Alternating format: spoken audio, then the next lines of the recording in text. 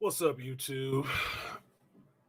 It's Sunday. It's 11:22 a.m., which is an angel number. I'm Artisan MC, and this is Shop Talk Live. Thank you guys for coming through today. I'm in a fucking mood today. Really. Um, well, I said that in less than 15 seconds, so there goes the monetization for the stream.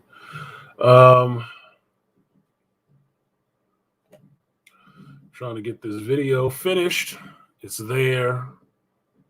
It may come up in a minute. We'll see. But me personally, I'm not really feeling the love. So I don't feel like I'm in a funk. So I'm not feeling like giving the effort for the lack of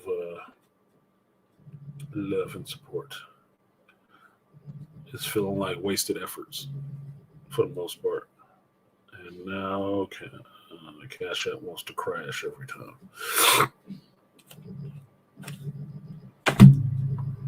Can't even open the shit. Can't even open this shit. Wonderful. I have to get out of here and go get a new phone today. Because this one is way over in memory. And there's a lot of stuff on here that I can't get off of here without changing memory cards. I do have a 1 terabyte SD card, but it means taking the smaller memory card I do have in here and pulling it off the phone and transferring everything to the 1 terabyte one, which means that all the videos and stuff like that are going to lose its images. Then I have to spend all that time going back and putting all the images back on the videos. This is why you guys don't get reviews more often. It takes up too much goddamn space and too much fucking time. This is not a huge operation, which is why I'm sitting here with a longer intro to let the video for season 1 of the Foundation finish uploading to YouTube, and then dropping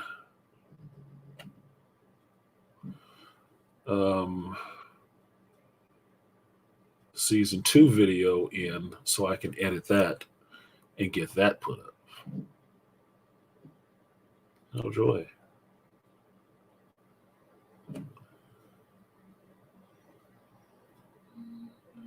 Which in some ways bums me out because it won't matter to you fucking guys anyway because you won't watch the shit. So it begs the question, why am I wasting my fucking time?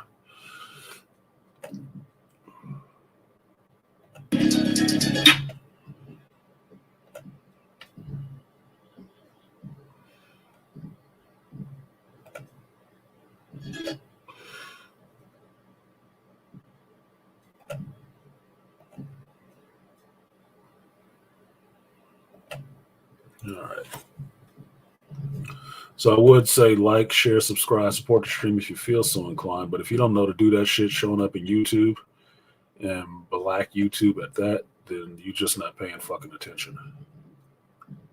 Or it's not that you're not paying attention. You just don't fucking care. You actually don't. I had to have a conversation with somebody recently about what some other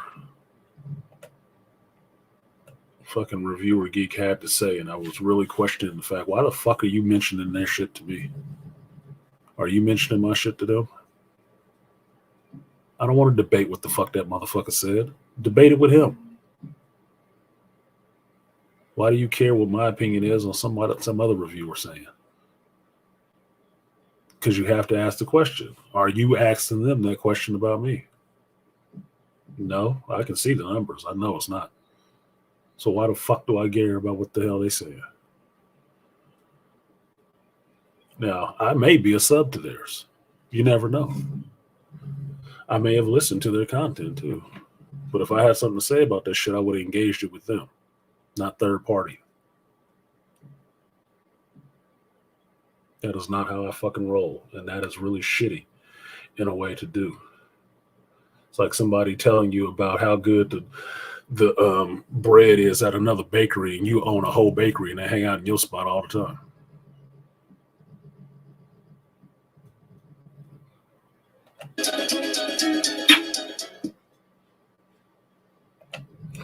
No fucking loyalty.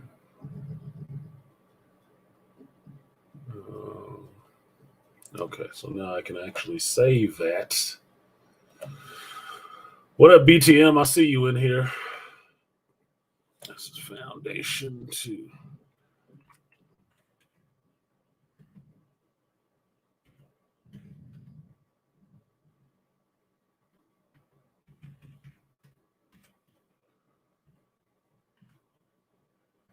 I'm really thinking I haven't seen my new horoscope for this month yet, but I'm really thinking I'm into a funk for a year or so.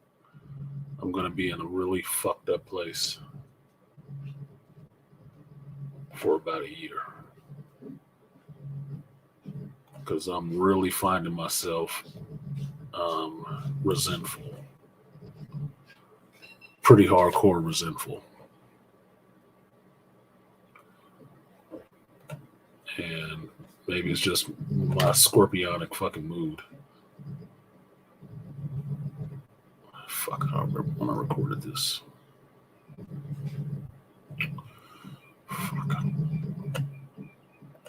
Guess I gotta come back to it. But that's what it's gonna be. Okay, I can close that now. Let's get y'all on the full screen so we can see what the fuck is going on. What up, Artie Immore? I see the dope boy in the building. Worried about what's going on in the back of my screen. Like if you turned on your camera, I could bitch at you about what's in the background. So don't worry about what's back there. Point being, told you I'm going to be in the mood. Probably see if I can burn down my own house.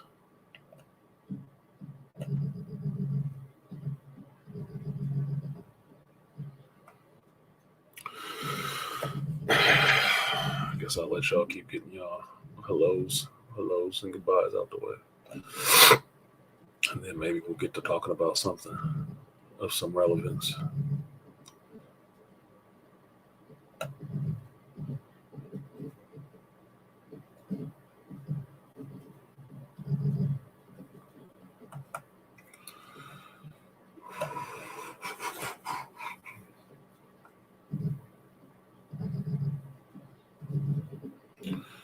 You know what? Y'all keep talking to each other.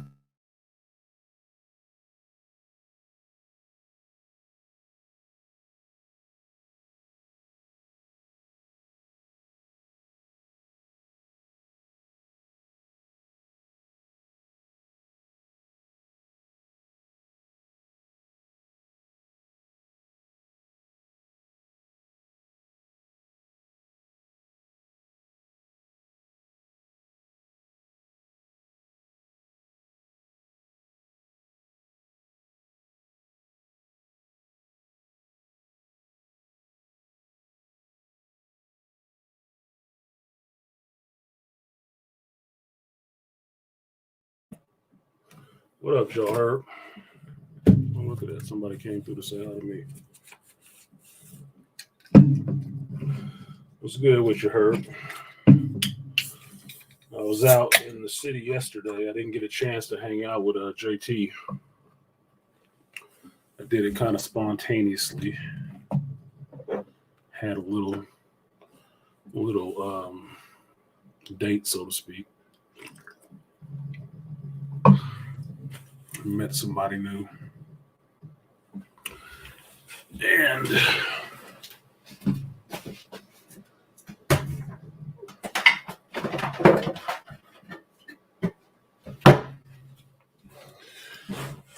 after which I told you guys about Pepito Hayes last time I went out there and had the duck chilaquiles and sangria. So I decided to go out there again yesterday because it was sunny and nice in the city. It was 82 degrees. I got to ride with the top down and get around my area of the bay. And went over to the city, went down Hayes, and it was nice. It was real nice. I mean, the first part of my day, I was hanging out in Oakland, which was good, right on Broadway. And goddamn, it was a lot.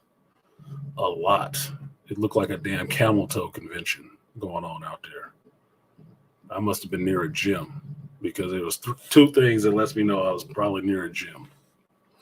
Starbucks, a Sprouts. If you don't know what a Sprouts is, it's like a healthy food store, like a Trader Joe's, more high end though. And it was a shitload of women around there in spandex. And I'm sitting there trying to act like I'm blind, talking to another woman.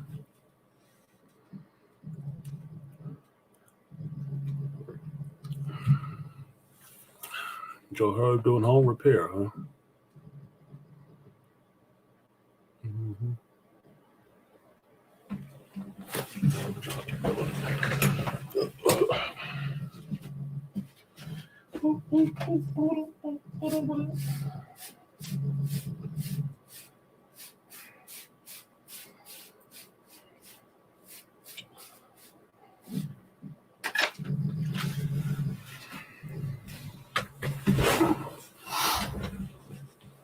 So since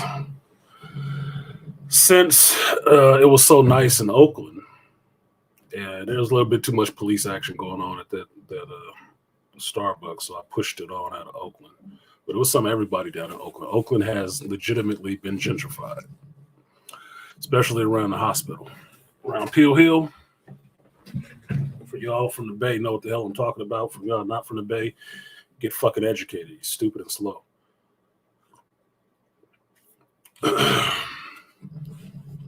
It's been gentrified. It is seriously gentrified. It was all kind of people out there on an early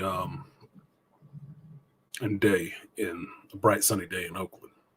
All kinds of white folks over there. The chick I was talking to, she was a transplant from the East Coast, and she's been in Oakland, own a studio in Oakland for like 11, 12 years. Holy shit. Now, you guys might ask what the fuck that has to do with geekdom. Same thing it has to do with my Cash App. I have a goal. You know what the number is. If I don't hit it, I'm not talking geek shit. I'll talk about what the fuck I want to or sit here and watch you guys talk to each other. And drink my michelada.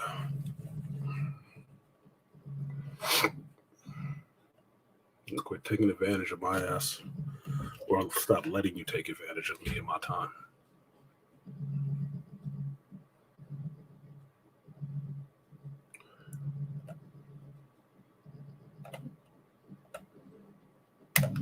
Fucking free shows. Foundenhimer.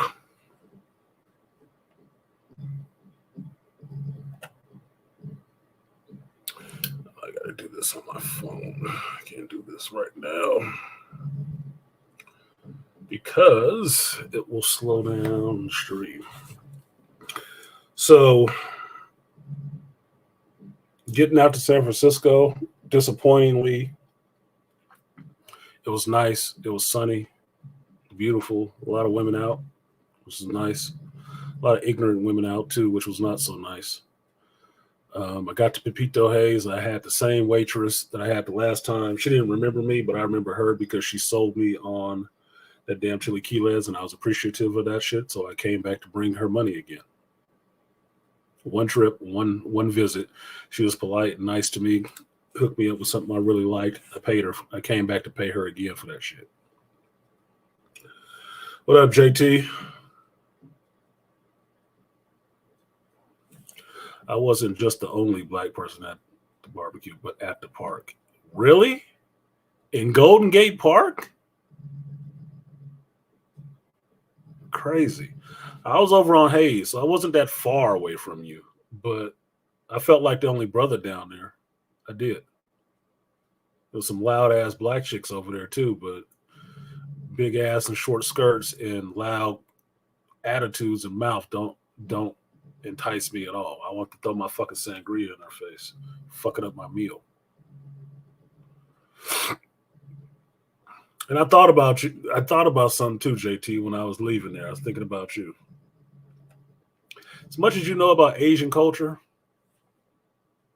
and whatnot, it's all kinds of Asian women all over that place. Nice. Like San Francisco, probably the only place you'd ever see a thick-legged, thick-assed Asian with a good personality. How you can't grab it? Why you can't grab your Asian chicken in San Francisco? You must not be trying. You must not be trying. I'm not saying you lazy. I'm just saying you must not be trying because they all over the goddamn place. I seen them walk with all kind of scumblebums. I mean, there was one chick walking by me because I'm sitting on the sidewalk. I got my little table on the sidewalk, so I got my sangria and enchiladas and stuff. I was too late for the chilaquiles. That's only brunch. But I'm sitting there, on the sidewalk watching people walk by, sucking on my sangria, eating my enchiladas, and she was walking by. I saw her across the street with some people. They came all the way around, and then they walked past me, and she was in my face like she wanted to eat with me. Like, hey.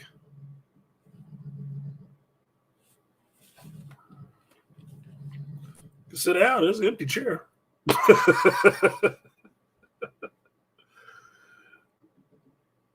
They don't fool with brothers unless they're a stereotype. I can see that. That's the tough thing about being a brother, dude. Most people don't really know how to deal with your ass if you're not a stereotype. But I'm in the Bay Area. You know how many times I heard from the chick I was talking to, like, damn, you're so smart. Bitch, I don't need to hear that shit from you. I know. I fucking know. That's what makes dealing with people irritating.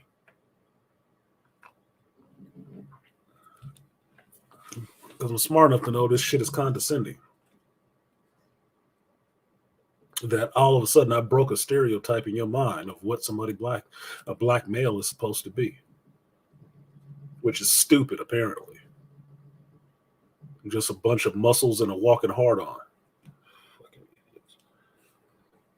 This is what makes me not like people and not fun at parties.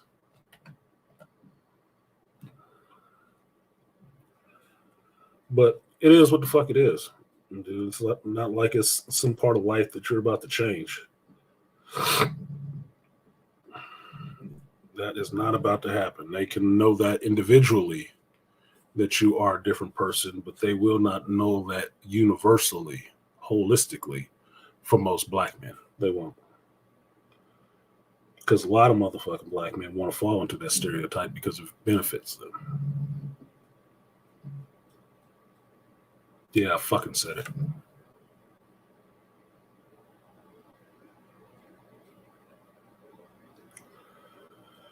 Truth be told, I should have put a number on this one.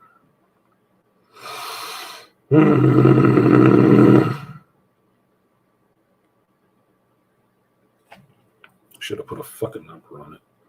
God damn it. Oh, it's there now.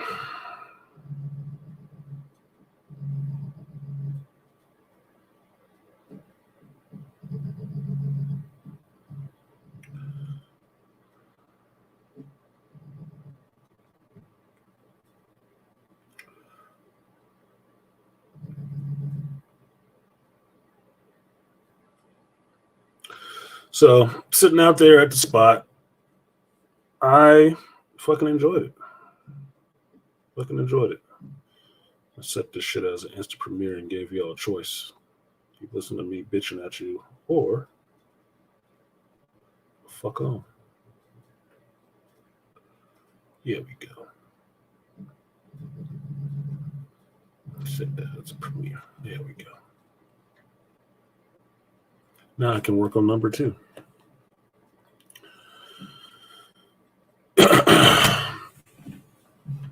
So what Toya had to say, artisan is smarter than the average bear. That's the problem. Smart enough to know this shit is stupid. And enough of an individual not to want to follow that course, which makes it boring. Which makes it really boring. Which means if I get into these pre-described roles of how I'm supposed to act, I'm doing it at a deficit and I'm wasting my time and my patience. I'm doing some shit I don't like doing. Like, yeah, this the job is you got to put on this dancing fucking stuffed animal outfit in 100-degree heat, and you got to get out there and start tap dancing and shit. And you're like, fuck. Okay, I have to do it for the money. Fucking stupid. Got my drink on at the barbecue, though. Gave no fucks. Yeah, I was getting my drink on, too. I had about 2 of them sangrias. I had 2 of them bitches. I knocked them back. I had to get up because I was going to sit there and keep drinking the motherfuckers. And you know, Hayes Street is kind of fucking pricey. But then I thought about it.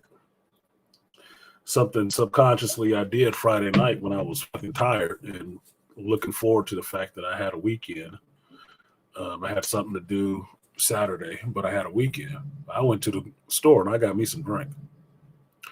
So I got me 2 of these bitches, little Modelo Michelada, which I should send a picture of that to somebody. They'd be impressed. They would actually like that. And I got me some wine. Got me some white Zen because I don't drink a lot of wine. But I know there's 2 wines, but there's one I find that I actually like. And I go get that motherfucker when I can. So I got some little personals of that shit. And then I couldn't remember what Toya told me. I think Toya told me some red grapefruit juice. I got to go get that shit today. But I still got my hard alcohol on deck. And I'm really feeling like a fuck it. I'm really feeling like a fuck it and fuck you mood. That's really what the fuck it is right now. So that's where I'm at. I got a lot of money, a lot of gas in my car. I almost went to San Diego down to Comic-Con because I was thinking about what to do that weekend. And I was kind of pissed off. And I almost drove straight to the airport. For real. I almost drove straight to the airport and got me a ticket to San Diego and just went down to Comic-Con. I thought it'd be fun if I just went to Comic-Con and streamed for you guys, just out the blue. But then I thought about it. Financially, it's not smart because it's just an impromptu thing. So they gonna get me through the fucking nose on shit. It's not even gonna be a reasonable price. It's gonna be unreasonable as fuck. And I'm not stupid. Okay, I don't just fuck off money. I just don't do that. Even if I got it, I don't just fuck it off. I'll sit on that shit and do something else. So I didn't go to San Diego. And I didn't rent out a hotel up north and drive up north on a Friday night because I was tired, which is probably why I ended up going to the grocery store and getting alcohol instead. And I haven't drank all of it either. I drank a michelada late Friday with what did I have for dinner? Some shit I ordered. I had them sangrias yesterday afternoon. And now I'm having this michelada right now on the stream with y'all, so I don't get too stupid or too angry. So yesterday was interesting. Yesterday was a bit interesting. And it's funny when I'm in my most like not really wanting to be social with fucking people, motherfuckers always want to come up to me. I went down to Pier 39 yesterday, and this will sound stupid to you guys because I went somewhere with a lot of goddamn people, right? On a warm day, it's not a holiday, it ain't nothing special going on. It's just people just out. It's just a nice day. We got tourists. We got all kind of people out here. So it's all kind of women and chicks like that, different languages and stuff like that walking around. It's fun. If you just out there like a PUA person would tell you, it's a target-rich environment, right? But I'm a delicious dichotomy in the sense that, or I should say, a delicious contradiction. Your taste may vary. That I'm in the, I went down to Pier 39 because I was going by a knife shop, the place I buy my knives and swords and stuff like that. I was going to go by there. And I went into the sports store. And I didn't like the shirt I had on, so I was thinking, I'll buy me a new jersey or something like that. But while I was in there trying to buy myself a jersey, the line was too fucking long because these two little chicks was too busy about wanting to stand in front of me the whole fucking time and be on the phone face chatting with somebody trying to decide what to buy and what to get. And I hate indecisive ass fucking people, especially when I'm irritated and I'm impatient. Get your indecisive ass out of my way, right? So I was actually playing Pokemon Go on my phone, and I actually went outside because there was a raid happening, and it's a local raid, so you got to be close to it. It was happening outside, and I went to do that raid because I didn't have that fucking Pokemon. Imagine that. Big ass, damn near 50-year-old man in there trying to buy some sports shit. Then I'm about to go outside so I can play this goddamn Pokemon.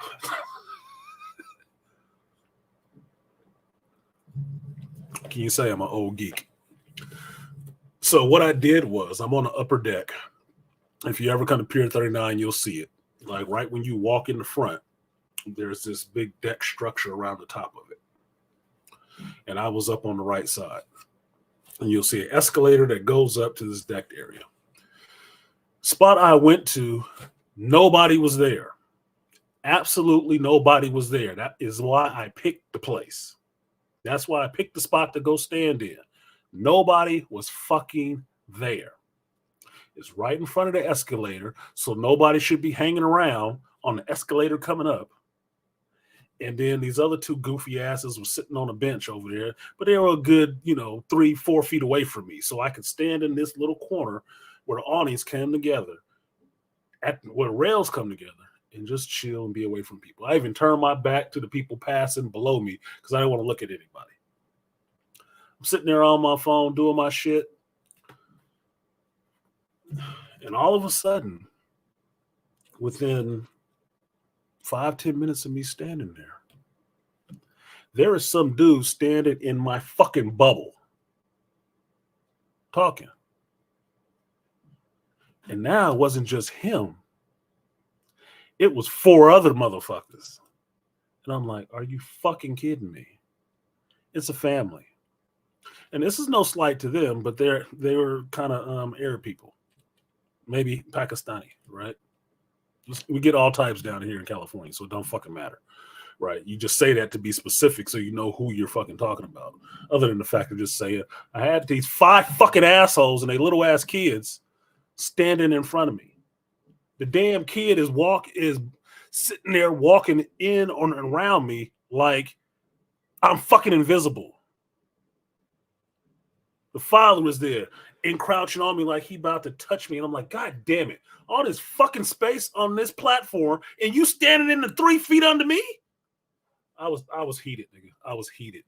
I was fucking heated. It's 90 degrees outside and I'm more than that.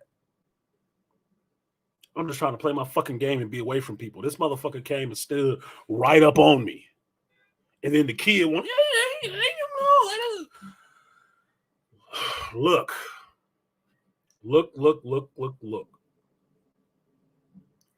I was 30 seconds from having a fucking 30 seconds from having a fucking yelling meltdown. And I don't like saying meltdown because meltdown sounds like some shit that a chick would say. But if you saw that point in the movie Wanted with James McAvoy, where he finally figures out who he is, and then his boss, Janice, comes in there talking all that shit to him, and he's sitting there listening to that shit. His veins start pulsating on his head, and he just finally tells him, shut the fuck up! That's where I was. That's where the fuck I was. That's where I was. Now, I don't know if they got, a proximity alert like Aquateki is saying, proximity violation. Maybe they got the alert. Maybe they felt it. Maybe they felt it in their fucking aura that it was about to go really bad.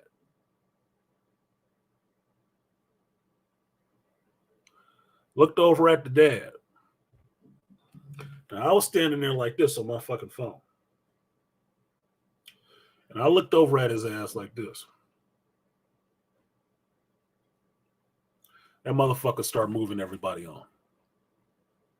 Now he wanted to move everybody on. Oh, there's mama. Let's go. Yeah, get the fuck away from me.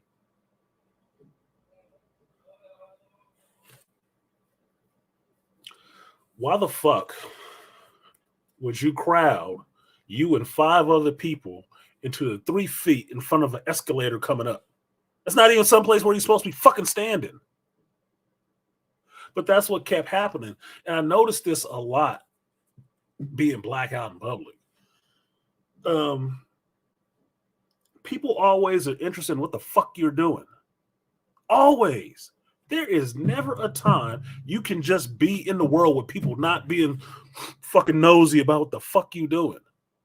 What's on your phone, what music you listen to, where you standing, what the fuck you looking at.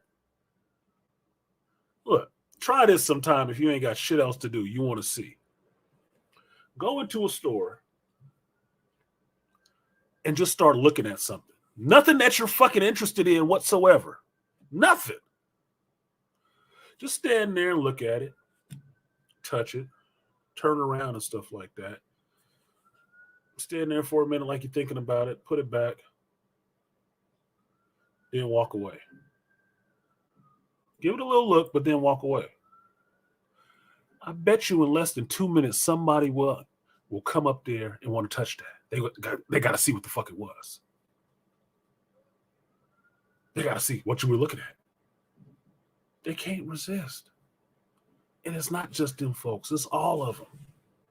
Why do I say it's all of them? Because I live in the Bay Area.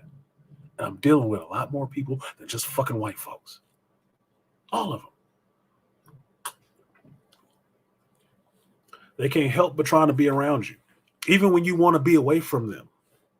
Even if you pick a spot where nobody is, hasn't been there in 10 minutes, if you stand there for 2 minutes, they're going to show up and be close. Because they got to know what the fuck is going on with you. Got to. And it's not like they actually give a fuck about you. It's not like they're going to engage you in conversation. I get people like that sometimes who just want to engage me in conversation when I wasn't talking to no fucking body. Like, the fuck, did I have a sign on my back that said, talk to me? Nigga, do you see I'm sitting here reading a book? I'm paying no attention to none of this shit around me. What said, come talk to me? But they'll do it. I don't even know what that shit is. I don't. You know what? One day I'm going to find out, though.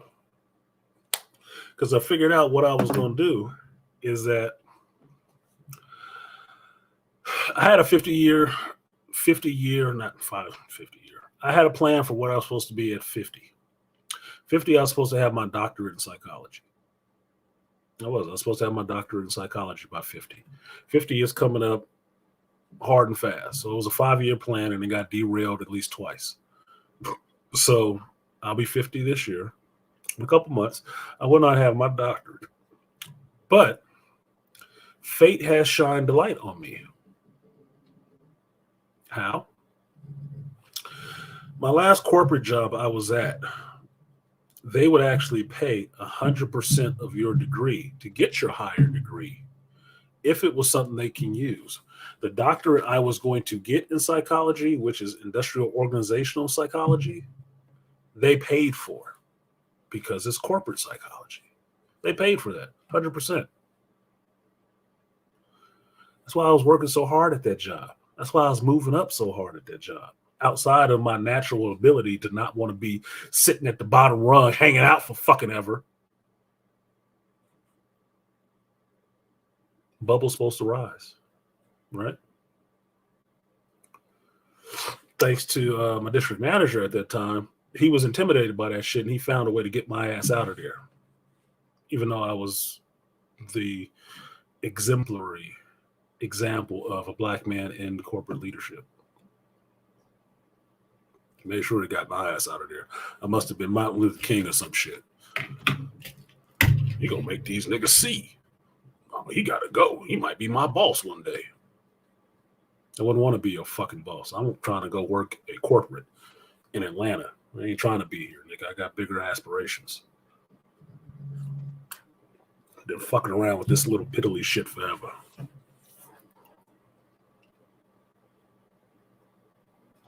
Since that got fucked off, I thought that door in that sense was closed outside of the fact I was just going to go and I was going to have to pay for it when I had time. Got some other jobs, got this job. It is pseudo corporate because the company I work for is multinational. So there's a lot more opportunities. One opportunity was to go over to Africa and help them build a bridge that I did put in for. I just didn't follow up on one part of it, so I missed the cutoff. But since I actually have construction experience, I have built bridges. I thought it was a lot. I'm going. Threw my name in the hats. But even though I didn't go, my name is in the hat. They know I'm interested in that shit. Fine. But what else has come up is that the company has now started offering to pay degrees, pay for you to get degrees, higher degrees. But because they are new at doing this shit, they don't have a list up yet of which degrees they actually pay for. Now, understand it, my little brain smarts, that corporate companies always want skills that are beneficial to them. I'm going to talk to I have to talk to, which I don't really want to, but I'm going to have to talk to my soup and his boss and go up the chain to figure out if the degree that I want to get is actually covered by them. And then they will fund it 100%. Or I should say fund it. They'll reimburse it 100%. And if that's the case, I'm going to go ahead and go get that shit. Why? Because I want it. I like accomplishment. I'm a fan of accomplishment. An accomplishing thing. Setting goals that I think might not be reachable and then accomplishing that shit. I like achievement. I get off on that. That's why you'll always see me trying to help somebody else achieve their goal. Don't even matter what the fuck it is. I like that shit. It's fun, especially for black men. That's why I always keep a foot in Herb's ass about him doing his work and stuff like that. Because I like to see black men accomplish shit and like to help them to accomplish if I can, in whatever small way I can. Don't matter.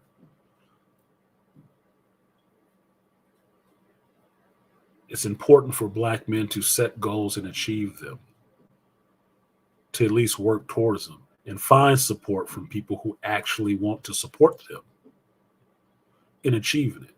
Most of us like to sit around and watch.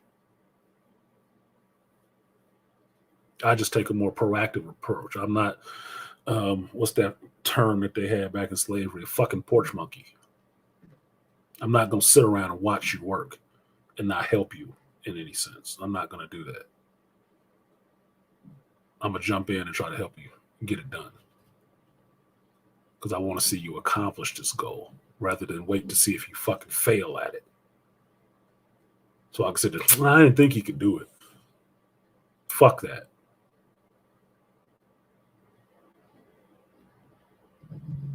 Fucking lazy ass cynicism serves nobody. And yeah, JT, yeah, Dr. Artisan, yeah. The other reason, and the female asked me that, why did I want my doctorate? And I said, because I want my haters to have to say, who's that motherfucker think he is? And they could say, doctor motherfucker. At least in this space, it'll probably get more respect.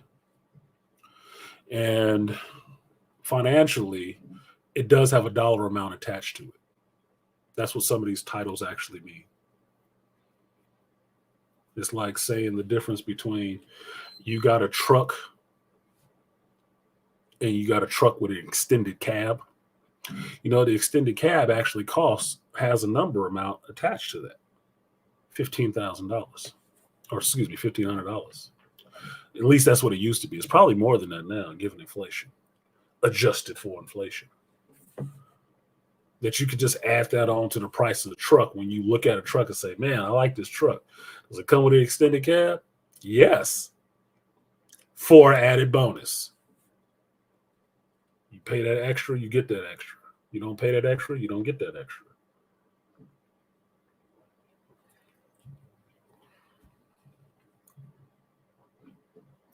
So I think I'm going to get back on that because it was something that was disappointing me in myself, that I set that plan after I got my bachelor's, and I set it pretty far out because I thought, given the type of shit that can happen, it was further enough out that I could complete it in my time and get it done. Right. But between work, life, shit that went awry in that time because I was doing this, because whatever changes you actually make to yourself means there's going to be a change for everybody else around you. I got another shit. Really got devoted to work, really trying to move up and focus on moving up at work to secure these positions, to do this other stuff. And somebody came and actually had authority over me working in that sense and fucked that up for me. Me getting my bachelor's cost me my marriage and a family life that I actually held dear. So there's been a lot of stuff, in a sense, to have the foundation shaken beneath me, to have to refine my footing and try to build on something else. The same thing with the shop.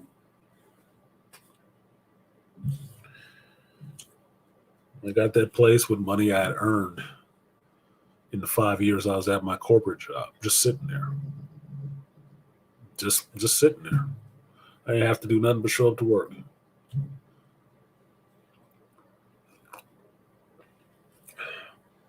So when I say I poured $20K into that bitch, I poured $20K into it. I know, because that's what I took out. And that's what I poured into it. But I don't look like a nigga when I got $20K sitting around just to throw into something. Because I'm substance over flash.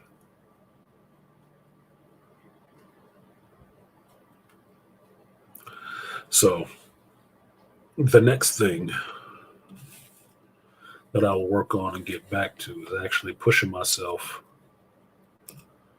mentally and possibly into an area that can be more lucrative and important for me.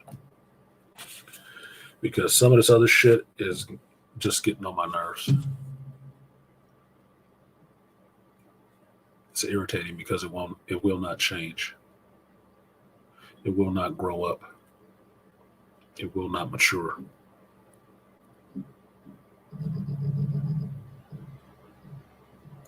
And it's making me sound like the old dude in the room for wanting that from people.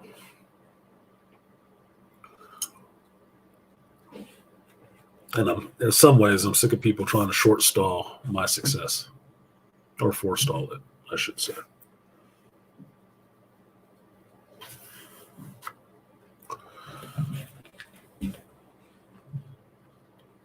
So it ain't about respect. It's not necessarily about money. I do generally want to help people and help people find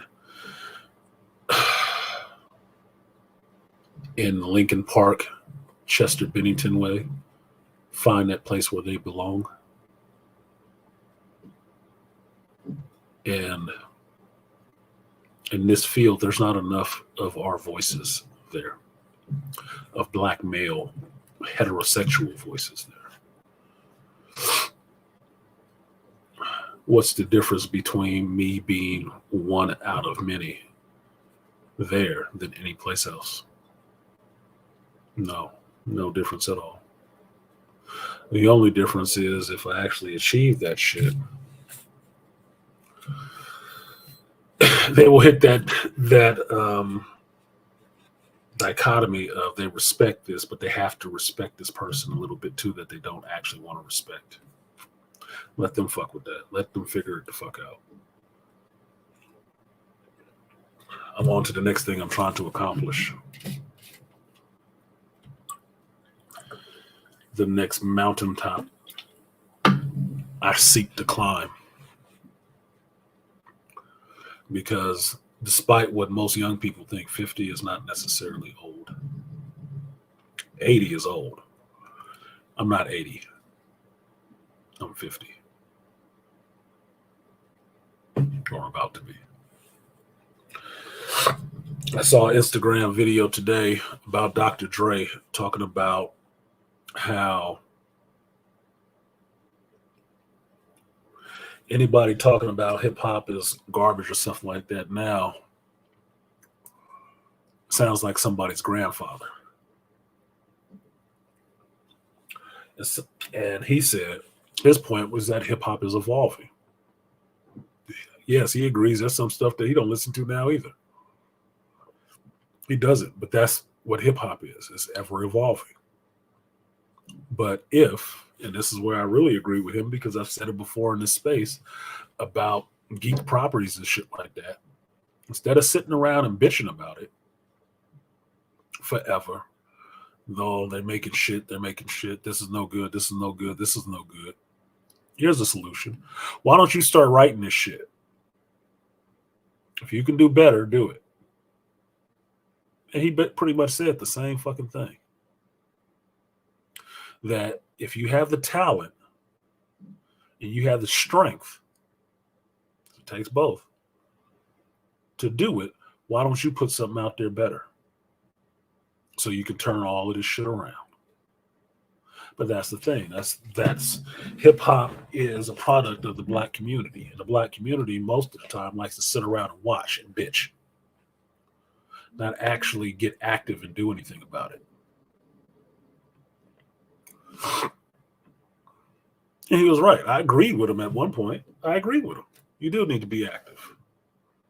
I've said this about comic books sucking. If comic books suck so bad, then a lot of you younger people who are aspiring to be artists and comic book writers and shit like that, you need to get in this shit to change it. What was the alert I just saw today? Rippaverse ISOM #2, million copies sold already? That's somebody putting his money where his mouth is. He actually sitting down and writing the comic. JT in here right now. Fractured Comics is him and Chris. And they make comic books that probably nobody in this fucking chat has even bought. And he in here damn near every week. This is a black creator trying to have his own business and put something out there for folks like us. Ain't supporting his ass either. But we'll bitch about what Marvel and DC do. Tell you a secret right now. Since I don't own a comic shop anymore, I'm not buying Marvel and DC. Nothing. Last thing I bought from DC was that Milestone Compendium #2. They don't get my money every month. They don't get my money every fucking week because I don't support what the fuck they doing. Now, fortunately or unfortunately, JT and Chris are actually friends of mine. So they give me the book for free. But if they didn't, I would still buy it from them. I'd still buy it from them. Why? Because I'm rushing to put money in black folks' pockets before I'm rushing to put it in white folks' pockets that ain't never speaking shit towards me. Don't even give a fuck.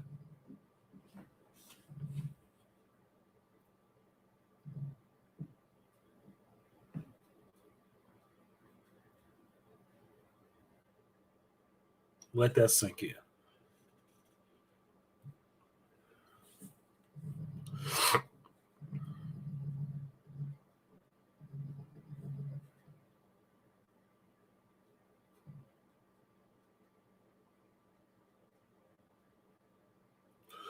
Now, like I said, I agreed with Dre with what he said, but I also told him in that I am somebody's grandfather. And from my recollection, so is he. So I get the right to say that rap is trash right now and hip hop is trash right now. You know why? Because I supported this art form since it started. I bought your albums, Dre. Not back to the old world class wrecking crew days. But when you hooked up, it made NWA, I was on that shit. Egyptian Lover, I was on that shit. I spent a lot of money in this shit already. I'm not talking about just the last couple of years, nigga. I'm talking about over decades. So much so, I wanted to be in this art form that it was influential on my life to that degree. So I can tell you it's fucking trash. It is. And motherfucker, since you're such an influential person in it and I'm not, why don't you do something fucking about it? That's the problem.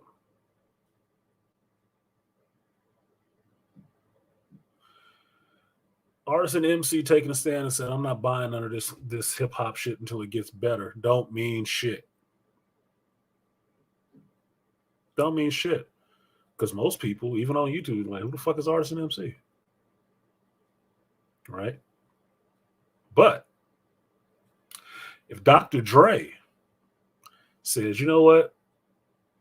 A lot of these new motherfuckers is trash.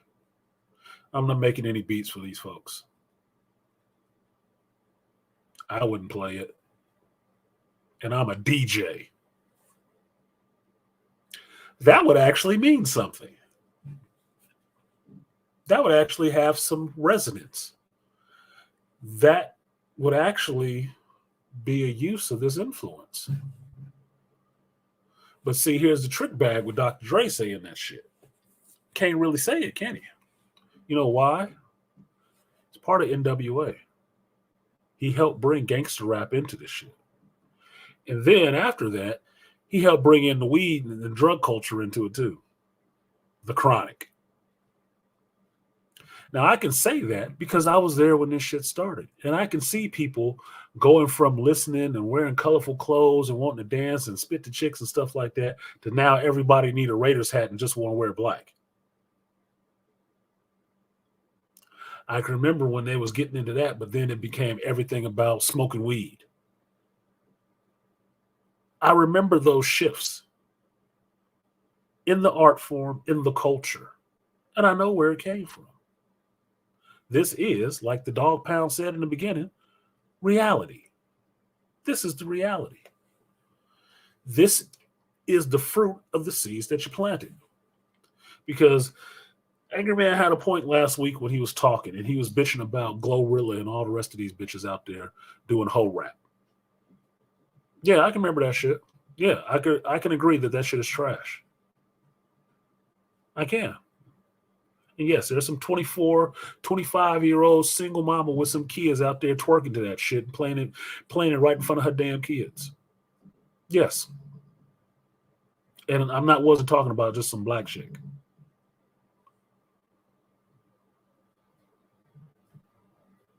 But you know what else I also remember? I also remember HOE, or HWA, Hoes with Attitudes. I remember them. I remember Trina in Florida. I remember Trick Daddy and all these people that came out and Luke in a 2 Live crew that brought that strip club hoe culture into hip hop.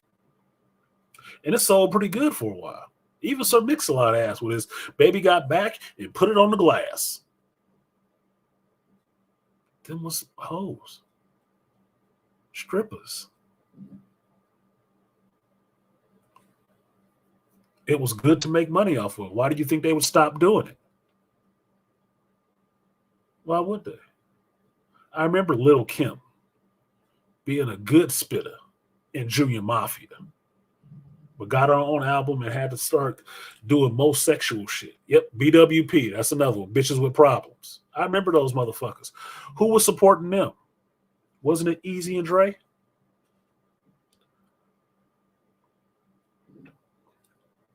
Trying to have girls who rap like dudes. That's all the East Coast was full of. That's why it was never no hot chicks over there, because they was all trying to be gritty ass dudes. I love Heather B. Heather B got more masculinity than a lot of these fucking male rappers out right now. Because she wasn't on there coming like she was being hella feminine and shit. Neither was MC Lyte, and I love MC Lyte. No. Grizzle, nigga. I remember the Gangsta Bitch song by Apache. That was East Coast. That was 90s, nigga. I don't want no Gangsta Bitch. Not really. Might be fun. Like I told you, I got some hood tendencies. I would like a ratchet every once in a while. Might need a tune-up. But I'm a carpenter. I like tools. As long as they serve their purpose. Lady of Rage. Yeah, was she out there being sexy and feminine? No, nigga. Afro puffs. It's a whole dude. The Brat. Snoop Dogg clone. Forever. When she came out as lesbian, everybody's like, yeah, we knew. Gives a fuck. Come on, bitch. The Boss. What was she a boss of? With her beanie and lokes and shit like that on.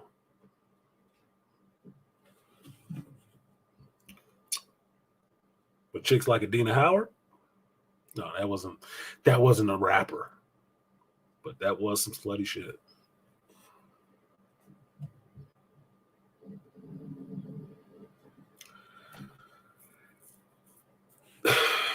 He's part and parcel of this shit.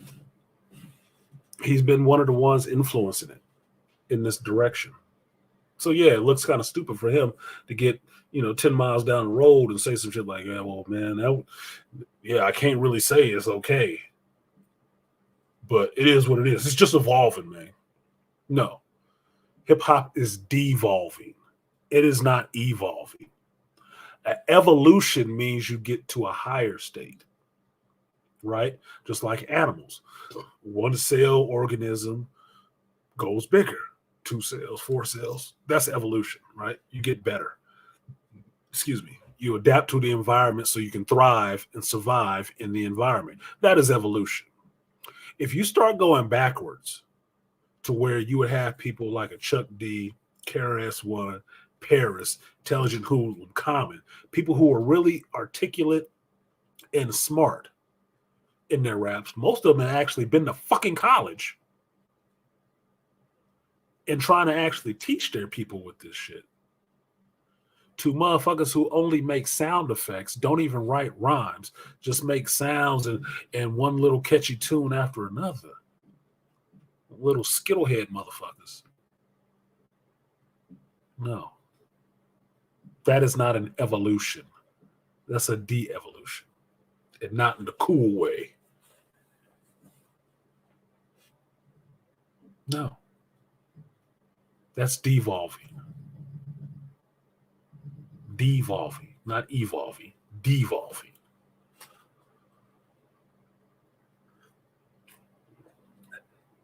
And the way you know is anytime I talk to a younger person about today's hip hop and they mentioning somebody, I tell them, I ask them one question only. Give me their quotable. That's it. That's all you got to do. Give me their quotable. Huh? Spit one of their lines. Spit one of their verses.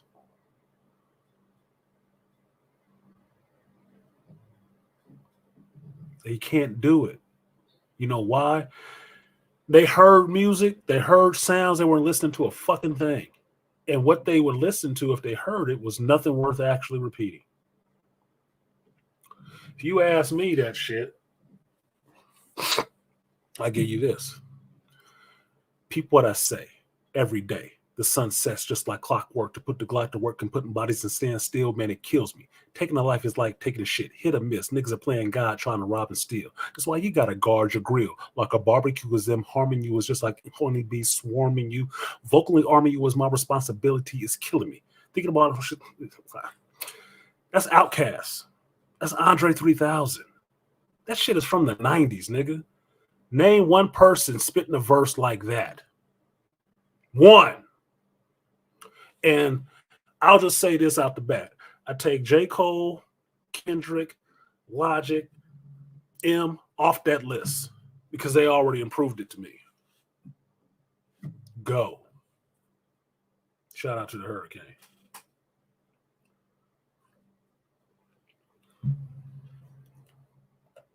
Fuck that, BMT. That's the problem. We don't challenge each other's minds. We challenge each other's sexuality. We challenge each other's physicality. We challenge each other's ability to get fucking bitches. We don't challenge each other's mentality.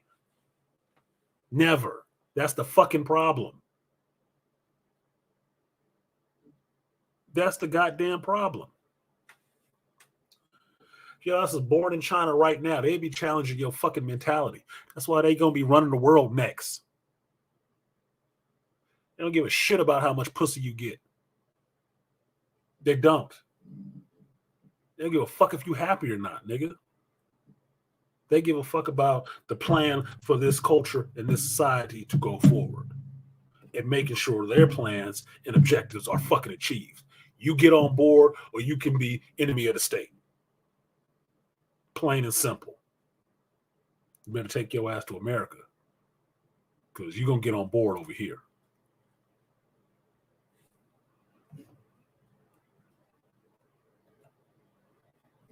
And you wondering why the numbers go up and down? Because that's the challenge. And you see who jump out. They don't want to hear that shit. They'd rather be entertained about talking about some bitches or some niggas or some shit that somebody else ain't done. Fuck you.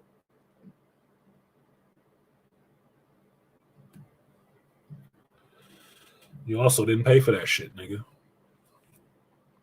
Stop looking for a free show.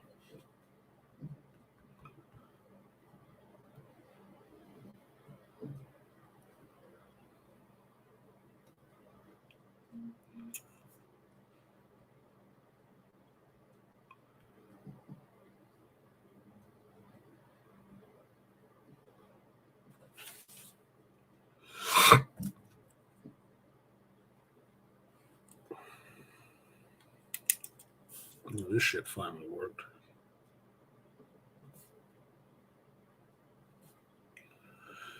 Oh, it is past 12 o'clock, so that video started up, didn't it?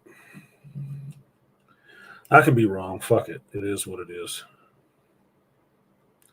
This is also why I was trying not to be around people because I was having some bad reads, yo. Me and Selma, I think we still in alignment, but it's a lot of other stuff throwing off the reads. It's like listening to your earbuds while walking through, I don't know, the audio section of a store.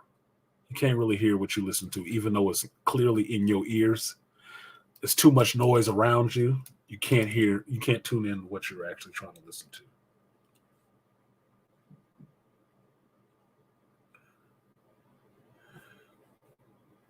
Joe Herr, my biggest supporter. Biggest supporter all the time.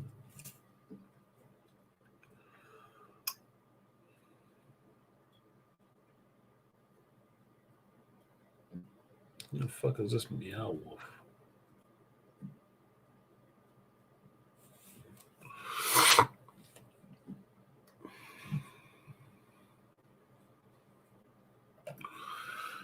BC said, or they have to get high in order to enjoy their music. They have to get high to even write the shit. You know, the reason I talk about this like this is that I wanted to be a rapper back in the day. I did. Back in the 80s, Run DMC, Houdini, UTFO, Curtis Blow, Sugar Hill Gang. That was shit I listened to. I wanted to be a fucking rapper back in the day. I used to write and write and write. Taught myself how to write. That's what we used to do at school. 4th grade, 5th grade. That's what we do on recess. That's what we do on the bus on the way home. This is the fucking early 80s, nigga. We would rap. And one of the things when I got into my teens, this is why I know when the drug culture came into rap, was how people who smoked wrote raps. It was supposed to be opening your mind, right? That's what it was supposed to be. It was supposed to be making you a little bit more creative because you're getting in touch with some other parts of yourself. I tried it. I wrote some raps when I was high. I didn't really like it. Didn't really like it. Because it seemed like it was playing. It seemed like pretending to be something. It's like I told somebody before about drinking. You know what the fuck you're doing when you're drunk. You do. There is never a point. There is never a point when I've been drunk. I have not known what the fuck I was doing. I might have questioned why I was doing it, but I knew exactly what the fuck I was doing and why I was doing it, because I wanted to. Because saying you were drinking always gives people the excuse for accountability. Oh, I was drunk. I didn't know I was fucking your sister. Yes, you did, nigga. You knew you was fucking her sister, and you knew you always wanted to fuck her sister. That's why you was doing the shit. You just use alcohol as the excuse to try to make it a get out of jail free card. Like, well, I didn't really know, man. I don't want to have to be responsible for fucking your sister. I mean, what would that mean? She was cute, and she wanted to fuck me too. That's all it became. It was an excuse. So I stopped. I didn't do that shit. I stopped doing it. It never made any sense. I experimented. I ran the experiment. I got my results. Moving on. Not for me. Case closed. So all that weed and shit, that's like motherfuckers jumping up with chains and tummy tattoos.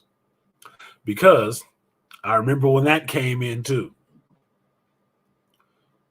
It's like the rapper starter kit now. You don't think so?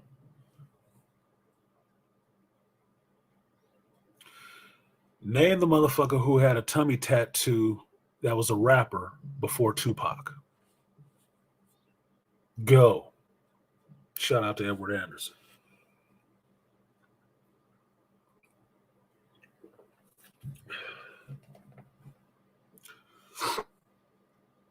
Name the rapper who was running around with their shirt off before LL and was buff and cut. Now, you could say Melly Mel back in the 70s. Most of you motherfuckers wouldn't remember that shit because you wasn't born in the 70s. So I'll just say before LL, who was actually spitting and rapping to chicks. I need love. When I'm alone in my room, sometimes I stare at the wall, and in the back of my mind, I hear my conscience call.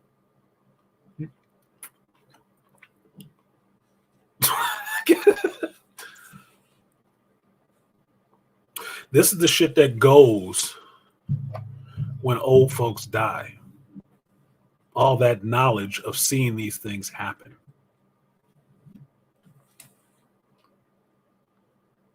And understanding where it came from. This is the part that the black community loses in America all the time. Why? Because we don't respect old people. And they die and take all that knowledge with them. Because we was never listening to their ass while they was fucking here. Every other culture reveres their seniors and their elders. They write down the shit that they say so they can teach it to the next generation. Only here in America do the black community don't give a fuck about the elders. They think everything's supposed to be learned from the young people. How's that working out for you?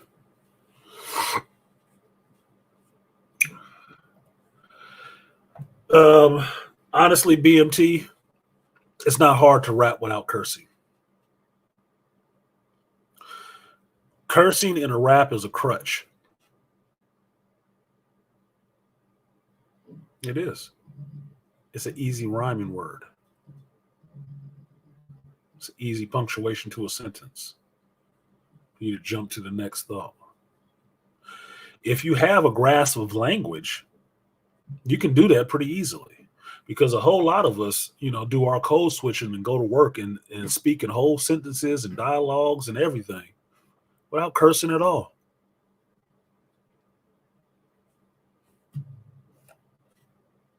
But some of us, those are the only words we know. Your vocabulary should be big if you weren't raised on television. If you were raised on actually reading books, your vocabulary would be bigger. You could use other words besides curse words. Curse words are stop gaps and shortcuts in sentences, so you don't have to say a bunch of extra words in there. You throw the curse word in there and get it through to the person by inference.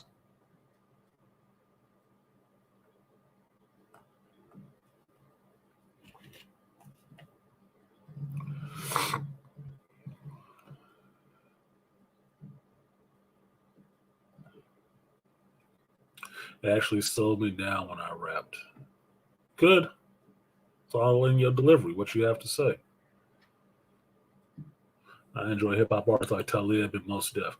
I do, but Talib and Mos Def are awesome rappers to me, but they got too much airs to me, which is understanding the difference between who the rapper is and their rap persona. I don't like all the airs, but they do spit some nice shit. They do. And saying shit is a shortcut to saying. They do speak some very eloquently designed lyrics. Shit. Some of my favorite songs, Just Cruising by Will Smith. Will Smith did a good job of remaking songs and remaking older songs and making them a little better for a new generation, which will be his contribution that will be overlooked because everybody's still mad that he slapped another black man like they ain't never did that shit. Mad because he loves some woman that ain't about shit. Name a black person, black male who has loved a woman who isn't about shit. Raise your hand.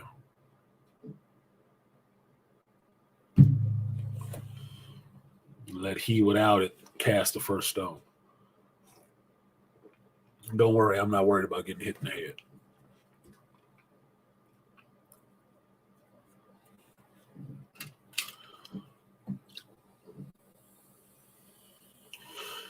Uh-oh!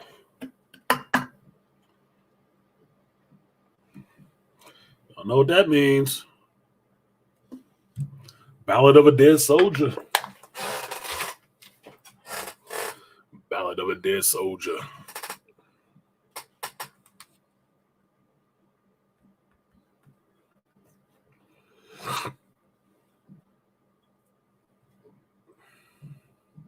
That's it. 7. Yeah, we're still shy. I guess that's just gonna be what it is. Yeah, I still fuck with Will Smith too. I still fuck with Will Smith music to this day too. Why? Because it was good. I still fuck with R. Kelly music to this day. Why? The music was good. What he was doing was fucked up, but the music was still good. But I'm not supposed to listen to Aaliyah's early albums because R. Kelly was there? Nigga, that's on their parents. She shouldn't have been fucking with that old ass nigga anyway. She should have known better, and her parents should have known fucking better. There are people out here who have issues for reasons. This is part of the conversation I had with the lady yesterday.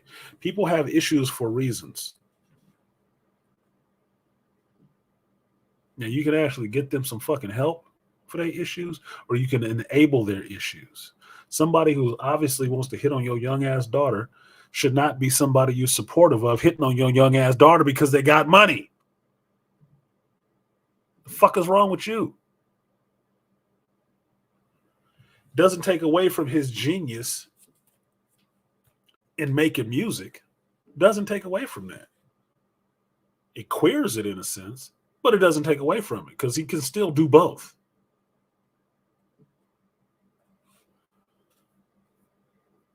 I just watched this damn Oppenheimer movie. And one of the funniest quotes I heard from him was listening to Corey on Double Toasted. And notice I say his name because they black dudes. I don't mention white dudes over here. Just don't need to. They don't need my help. Double Toasted don't either, but I like them. They're funny. But one of his things he said was that from watching the movie that he didn't realize Oppenheimer was such a hoe. I didn't realize that shit either. But here's the thing. Was he a hoe? Or was he a man living his fucking life?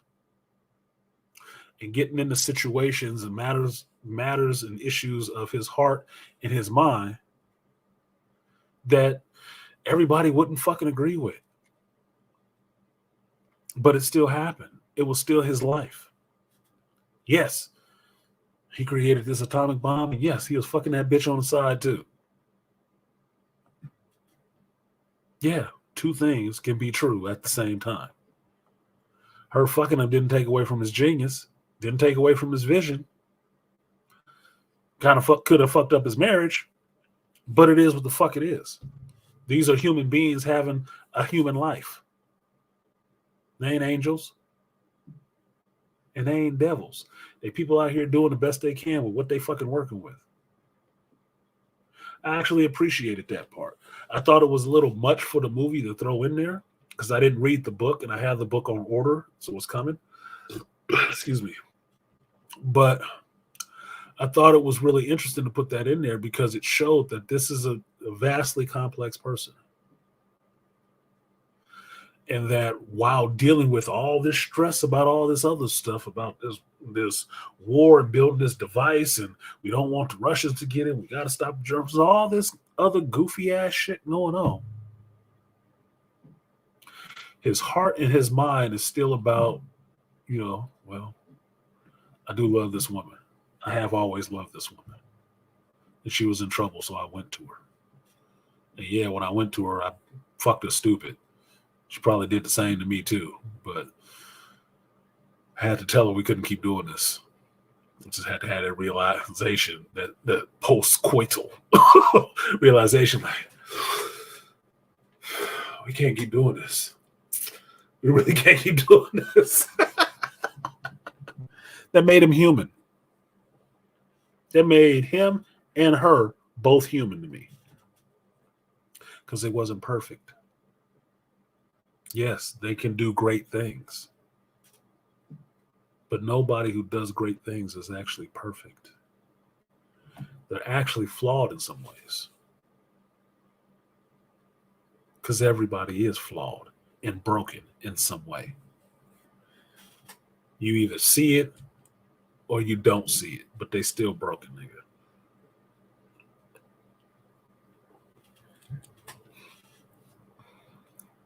So, I still fuck with Will. I do. I do think he needs to divorce Jada, but that's my thought. He'll probably never do that shit. He probably never will. And I have to accept that. That's his choice to make. It ain't mine to make. I ain't got to hate him for that shit. I ain't married to that bitch.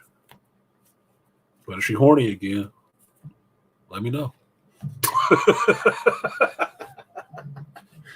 I just don't want to see you getting drugged down to the doldrums and being willing to jump off a roof or something like that one day because of this bitch. That's what I don't want to see happen. I don't like seeing black men achieve the pinnacle of success and get ruined. Get ruined by some bitter bitch. Wife or not. I don't like that shit. I don't like it for men, period. But you got to make that choice, Will. It's your choice to make, man. And apparently you made it. Y'all together. You're going to be together. Okay. She ain't going to be satisfied until she ruin your ass, though. That's just my opinion. Just my opinion. You have to listen to the rest of the internet to find out what they think about her ass. So, hour and 42 minutes. So, let me give some of these people their respect for actually supporting the stream and donating to the channel. I do appreciate that shit. First off, I want to give my number one contributor. He should have a plaque on this stream.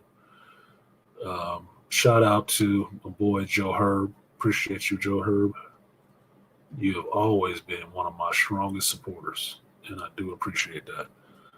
I will give you what is not enough, but I do appreciate it. I will give you a double. Money for the rap, double lag. Fat, double lag. 100 on the sack, double that. Block like a ghost town, still double bag. I really should start putting the amounts up here so people can see that I'm not making a shitload of money on this shit. Obviously not. Next one goes out to Arta Ibmore. It said Yahoo. Yahoo. I don't know what that means.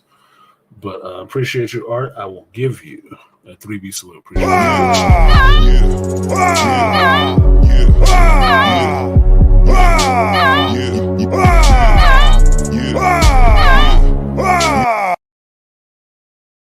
Shout out to the no one who always uses the double up function correctly. He says, it's been a while.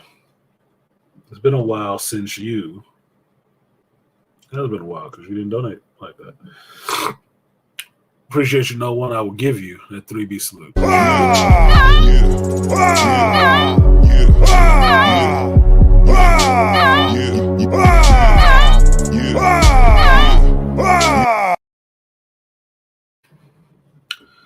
And for the next one, he says, goes out to no one as well, saying, Maestro, please. Thank you, no one, and I will give you Arta Ibmore's favorite, the guts and butts. Appreciate it. Double up, 3 or 4 times, I ain't telling no lies, run it up.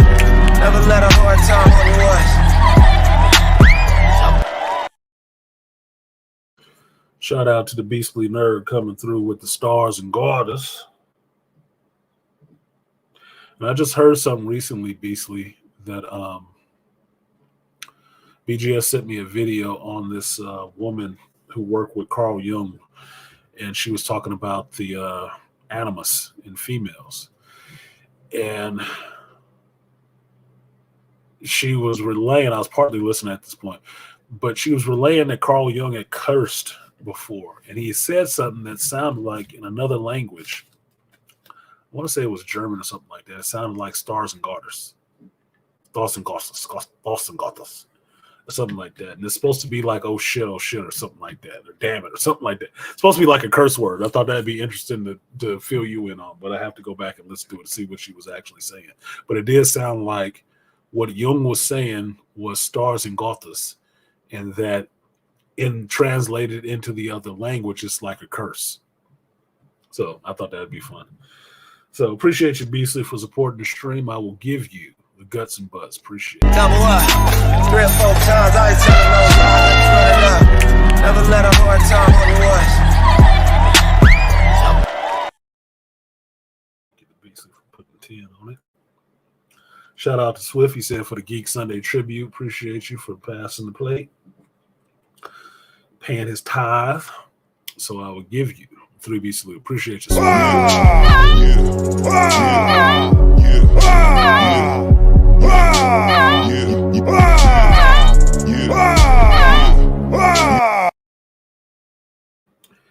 And the last one, first one goes out to Aquateki. Appreciate you, Aquateki, always being the number one wrench and here supporting a lot of brothers in the sphere. I will give you that 3B salute. Appreciate you, Aquateki.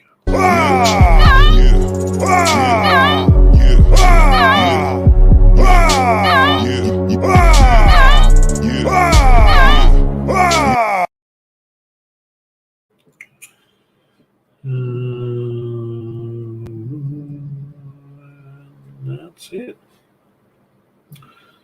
Awesome.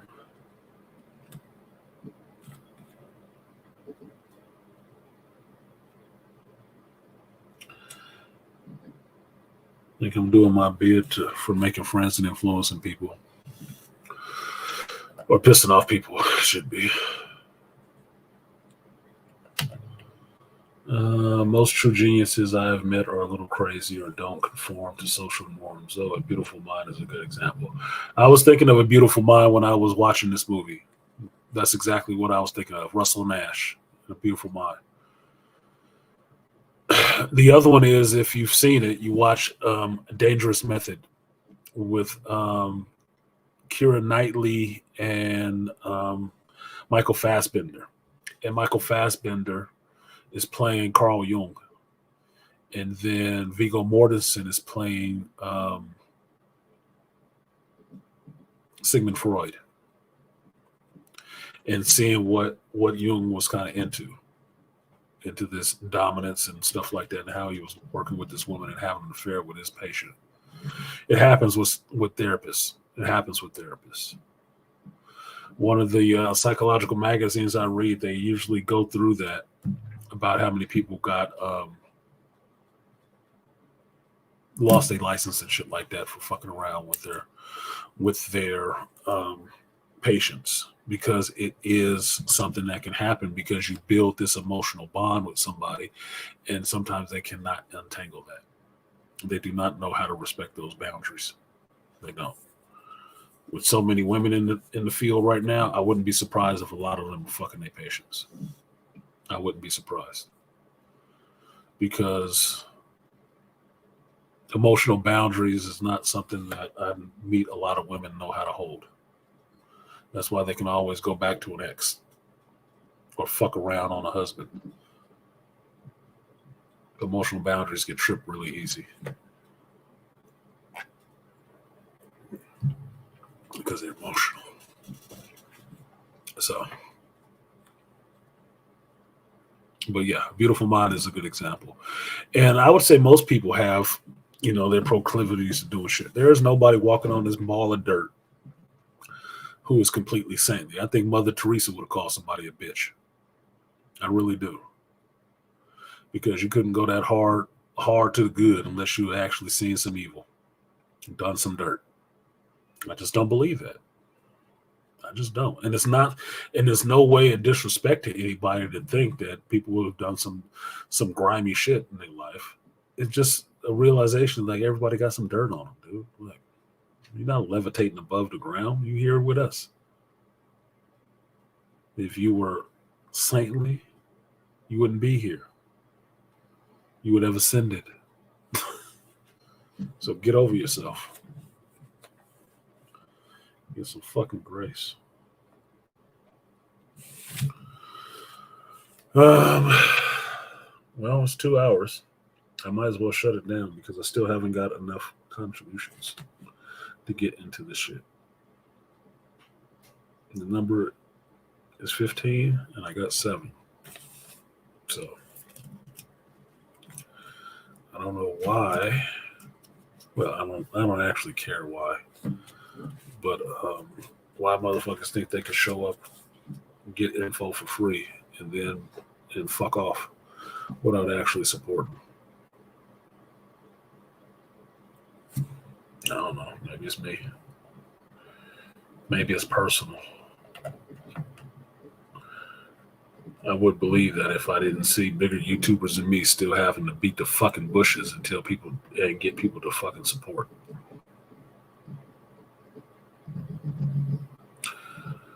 Do I want her to obsess over me? Hannah, I don't know if I want her to obsess over me.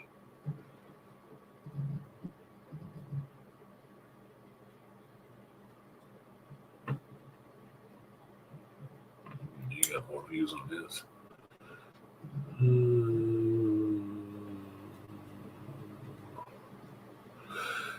So, who watched that Invincible trailer?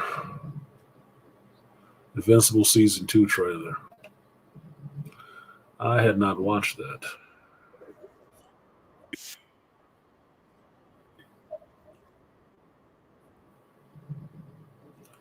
I hadn't watched that. Since this video will probably not be monetized anyway, I think I'll bring it up and look at this shit. And that'll just make it real fun for all the people who actually left because I wasn't talking about geek shit. When the shit is blocked, you can't come back and watch it either. I'm sick of giving out content for people to steal and other people to support them in their theft. Fuck you.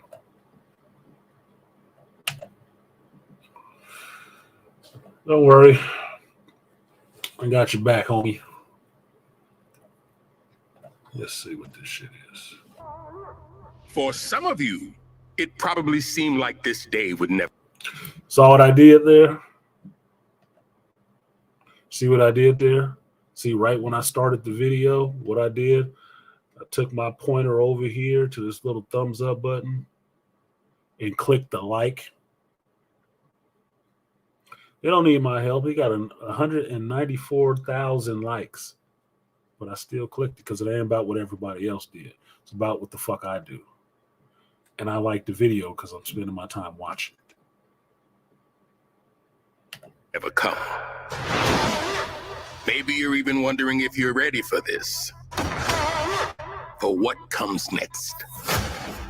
You have no idea what I'm capable of.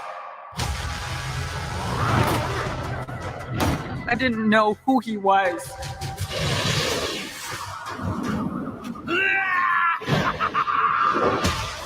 I don't fight friends because I would win. Never apologize for saving lives. There's only one way this kid goes back out there, and that's on a very short leash. I'm just happy helping people. You know people try to kill us every single day, right? I don't care how old he is. He needs to go down now. Maybe if you trained more and complained less, we could get back to saving lives.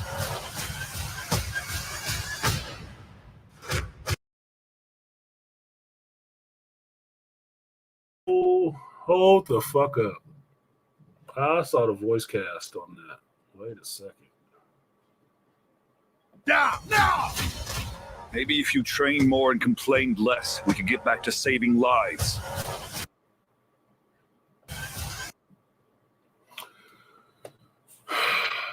Kevin Michael Richardson, Chris Diamantopoulos, Gray Dizelle, Andrew Reynolds, Clancy Brown, Reginald Vell Johnson. That looks like a fake name, dude. Melissa Zara Fazel, Zachary Quinto. You know who Zachary Quinto is. Okay.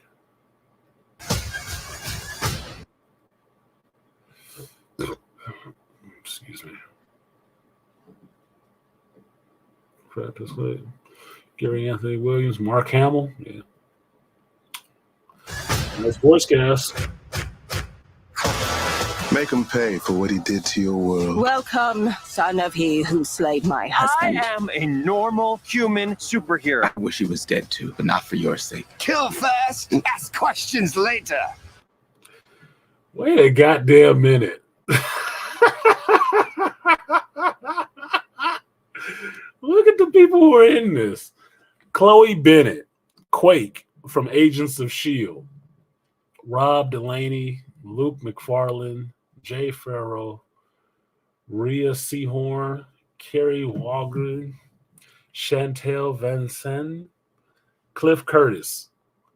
Ding dong, motherfucker. Ding dong. Callista Flockhart, Ally McBeal herself. Get the fuck out of here. Scoop McNeary, Leah Thompson. Yeah, Marty McFly's mom. Camden Cooley, Peter Cullen. Optimus Prime is coming. Tim Robbins. Andy Dufresne. What? Eric Booza, Sterling K. Oh, Sterling K. Brown's that brother. Tatiana Maslany, your She-Hulk. David Diggs, Ella Purnell, Lincoln Boone, Josh Keaton, Paul F. Tompkins, Ben Schwartz. I think he's some Jewish dude. He does comedy. Micah Allen, Cleveland, Berto, Phil Lamar, Static Shock himself. Shout out to Phil Lamar. Not bad. Fucking Seth Rogen pulled out the list, didn't he? He got on the Rolodex. Viltrumite against Viltrumite. That has not happened since the Great Purge. Ooh. Vacation. You should have died at birth.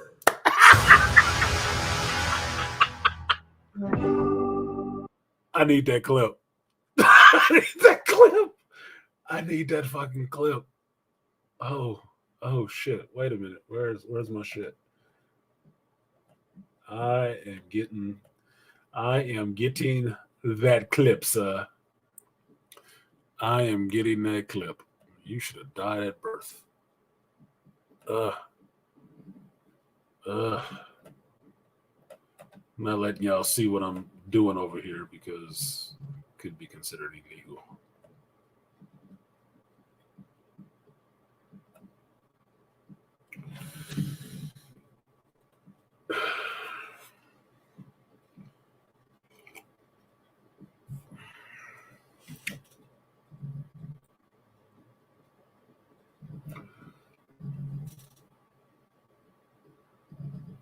Come on, man. Stop fucking around.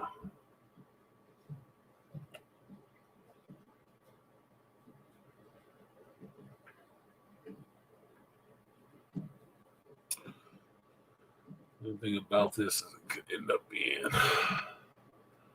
a virus.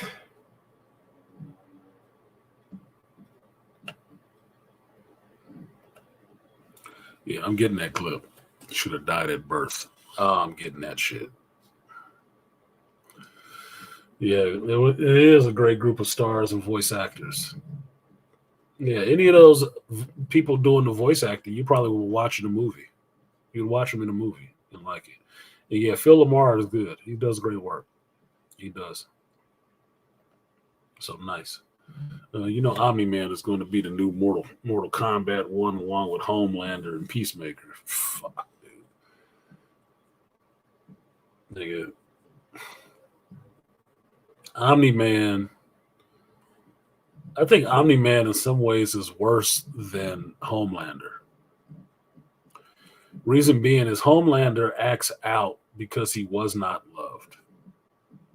Omni-Man knows exactly why he's doing what the fuck he's doing.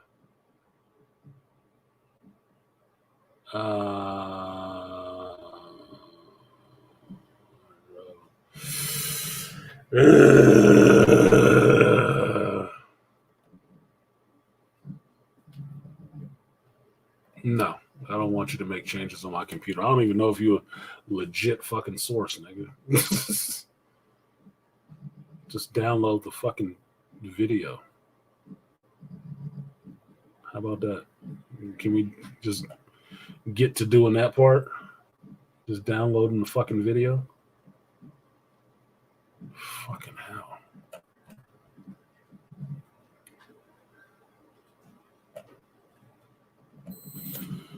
Use a screen recorder.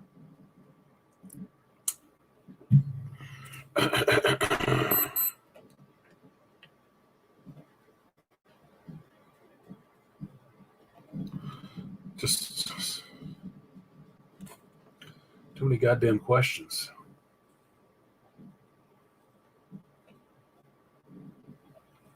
Too many goddamn questions. Can I just drop the video in here and be done with it?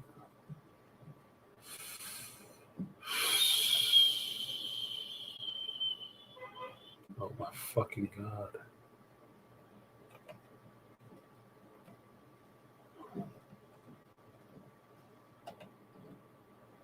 Huh.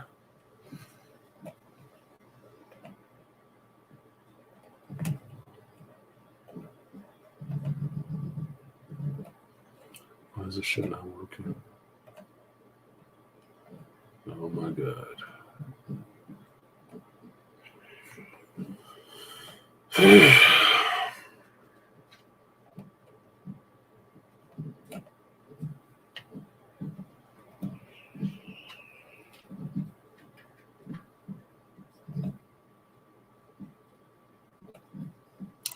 Apologies. Yeah, Omni-Man would beat the bitch in the Homelander. I think he would. Look, Omni-Man beat the shit out of his own son. He beat the shit out of his own seed. You know, the one he shot into another person, watched it grow in her, become born, and raise. He beat the shit out of that boy. Homelander would end up looking like the immortal nigga. He'd have ripped his goddamn dome off. Homelander ain't ready for them kind of problems. He would go hard. Don't get me wrong. It's not going to be an easy fight. Homelander going to go in. Because you see how he gets shocked in the last season where people don't go down when he hit them. You hit the Superman paradox, right? What happens when people don't go down when you hit them like they usually do? You're shocked. You're stuck for a second like, oh, shit. They can take it.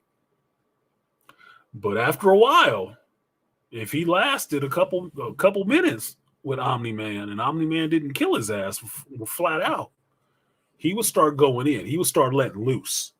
And it would be a fight. It'd be a big fight.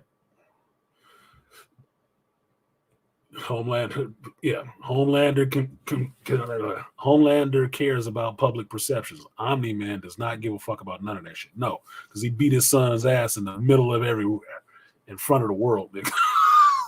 He will not care about killing humans. That is not his issue. No, he'd beat the fuck out of Homelander. He would. It'd be a good fight. I'd pay to see it. But Homelander's going to get killed. He's going to get killed. He'd have to get past that point of caring, but he would still get killed. Because think about it this way. Omni-Man, being who he is, he's already had experience fighting people with other super strength like him. He's fought other Viltrumites and won. That's why he's one of the last ones there. Homelander gonna die. It'll be a good fight, but he's gonna die. He's gonna die. It's just what it's gonna be. That'll be the end of that shit. Just saying, yeah. There's a versus video where they fight. Is there? Don't be teasing me. Drop a link in there somewhere. Because yeah, Omni-Man would have Homelander looking for some mother's milk, nigga, and not the guy. Some baby milk. He'd be looking for some breast milk, quick. Because he'd beat the hell out of that dude. That would not even be a fight. It wouldn't be nice at all. The Peacemaker would just be sitting there joking about the shit. So there you go, Beastly. That was Invincible Season 2 trailer. That looks cool. I like all those voice actors coming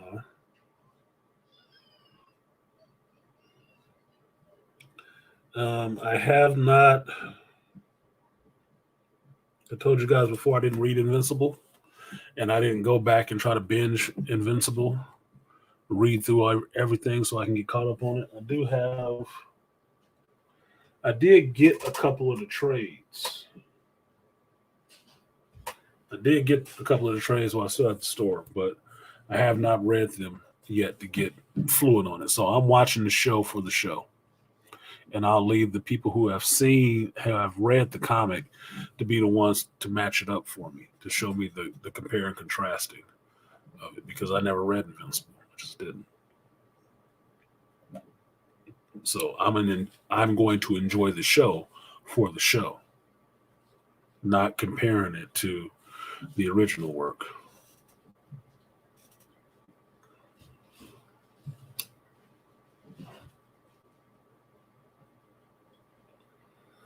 That's all you're going to see on YouTube when that game drops, people with those two. I don't know what you're talking about.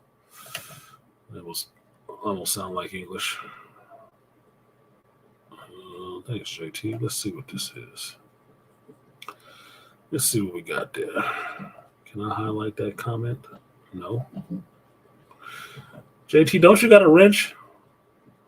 Well, you can put a link in there, so you should have a wrench. Why is it not giving me this shit to fuck? God damn it. I gotta go all the way through.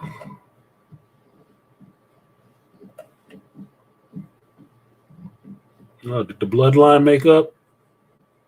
Did he get his His cousin's back.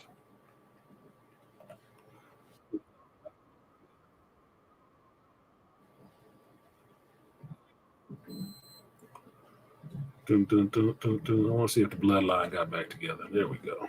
There we go.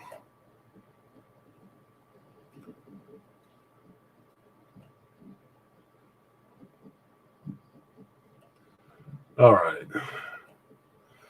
Let's go a little further down the hole to the non-monetized side of the street.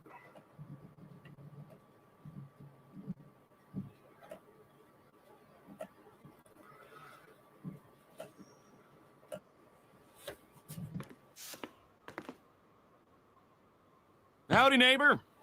Coco? It's warm.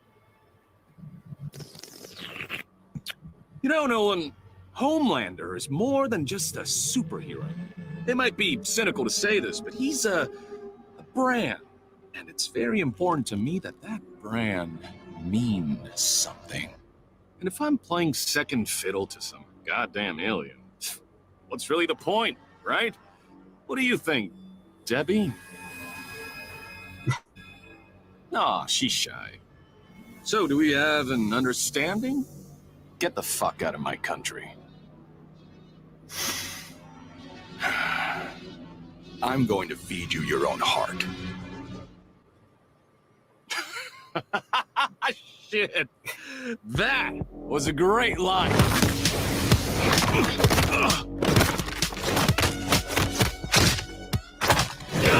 Ultra! Country?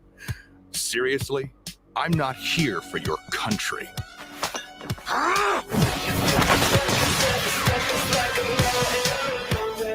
Fair use, fair use.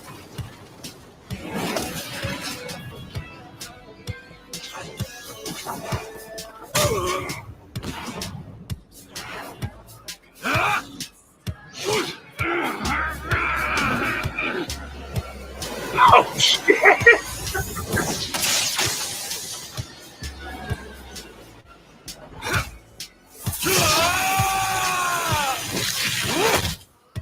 Never been hit by someone your own size before? You have to turn with the punch to reduce. Better. Stop it!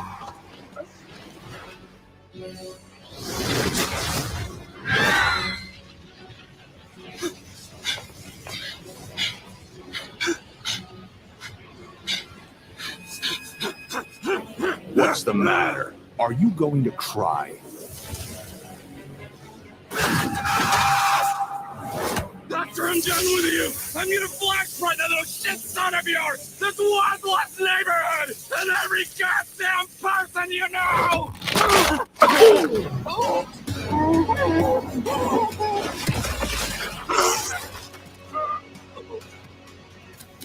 Remember what I promised you.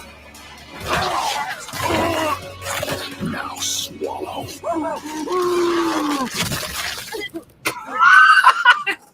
Merry Christmas.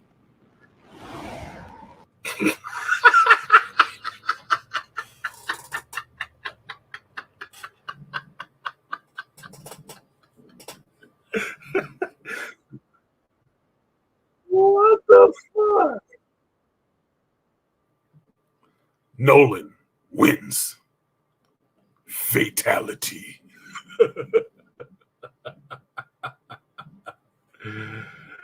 Oh, shit. Thanks for that, JT. I appreciate that. I needed a laugh today. I did need a laugh today. That shit was, well now. That was pretty good. Shout out to Death Battle, whoever did that. That was awesome. That was awesome because that's what I thought it would, how it would go. Homelander's not winning. I like Homelander. He's not winning. Nolan's gonna kill that boy. And somebody else agreed. Remember what I promised you? Yeah, you're gonna eat your heart.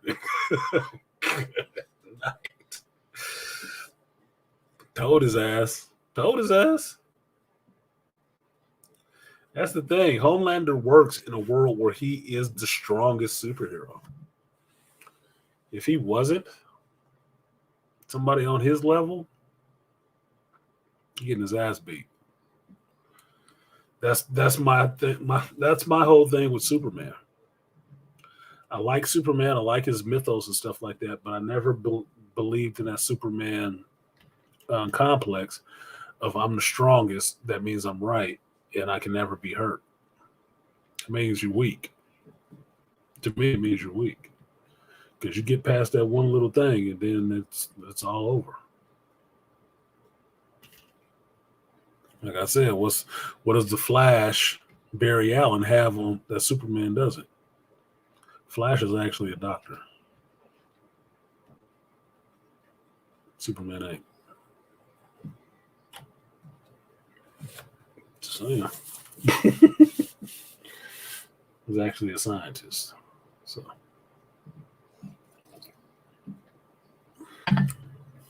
So you see what happens when Superman can fight somebody on his level, he get his ass beat. Has to. Because he ain't used to that shit. It's like a pretty bitch with a good personality. She don't get turned down that too often, so she don't have to have a good personality. She can act like a bitch. But when she starts getting turned down, she'll develop a better personality. Because fat girls usually or used to have decent personalities. Because they know they ain't catching your ass with their looks.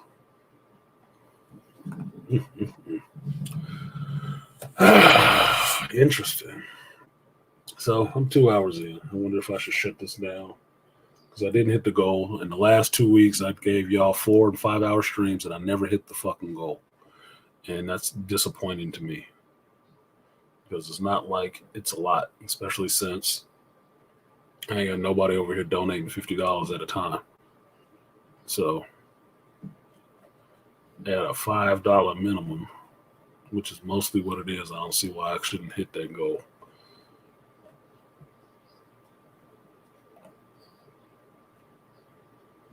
It's kind of hurtful.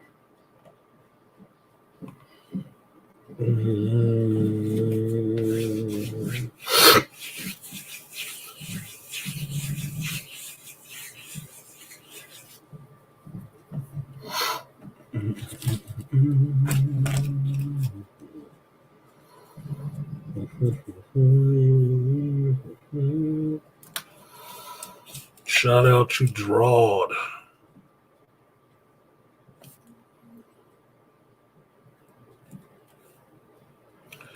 And shout out to Nigel. That's 9. 6 away. So Gerard said, preach, Archbishop Artisan. My pimp name is Bishop Don Artisan Valentine. That's my pimp name. I didn't make it up. It was some pimp name generator, and that's what it came up with. So, to Gerard, I will give you the guts and butts. Appreciate you, Gerard. Double up 3 or 4 times. I ain't telling no lies. Run it up. Never let a hard time on the was.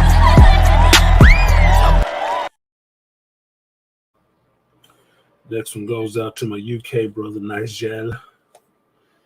He said, long overdue geek dues. And that's it? Your dues must be pretty low. I'm in a union. I've been in the union. That ain't what you pay for your dues. I appreciate you, Nigel. I'm just messing with you. I will give you the 3B salute. Appreciate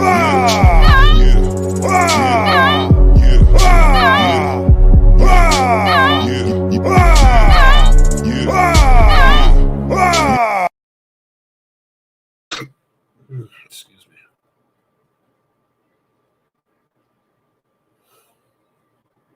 I really need to check my horoscope.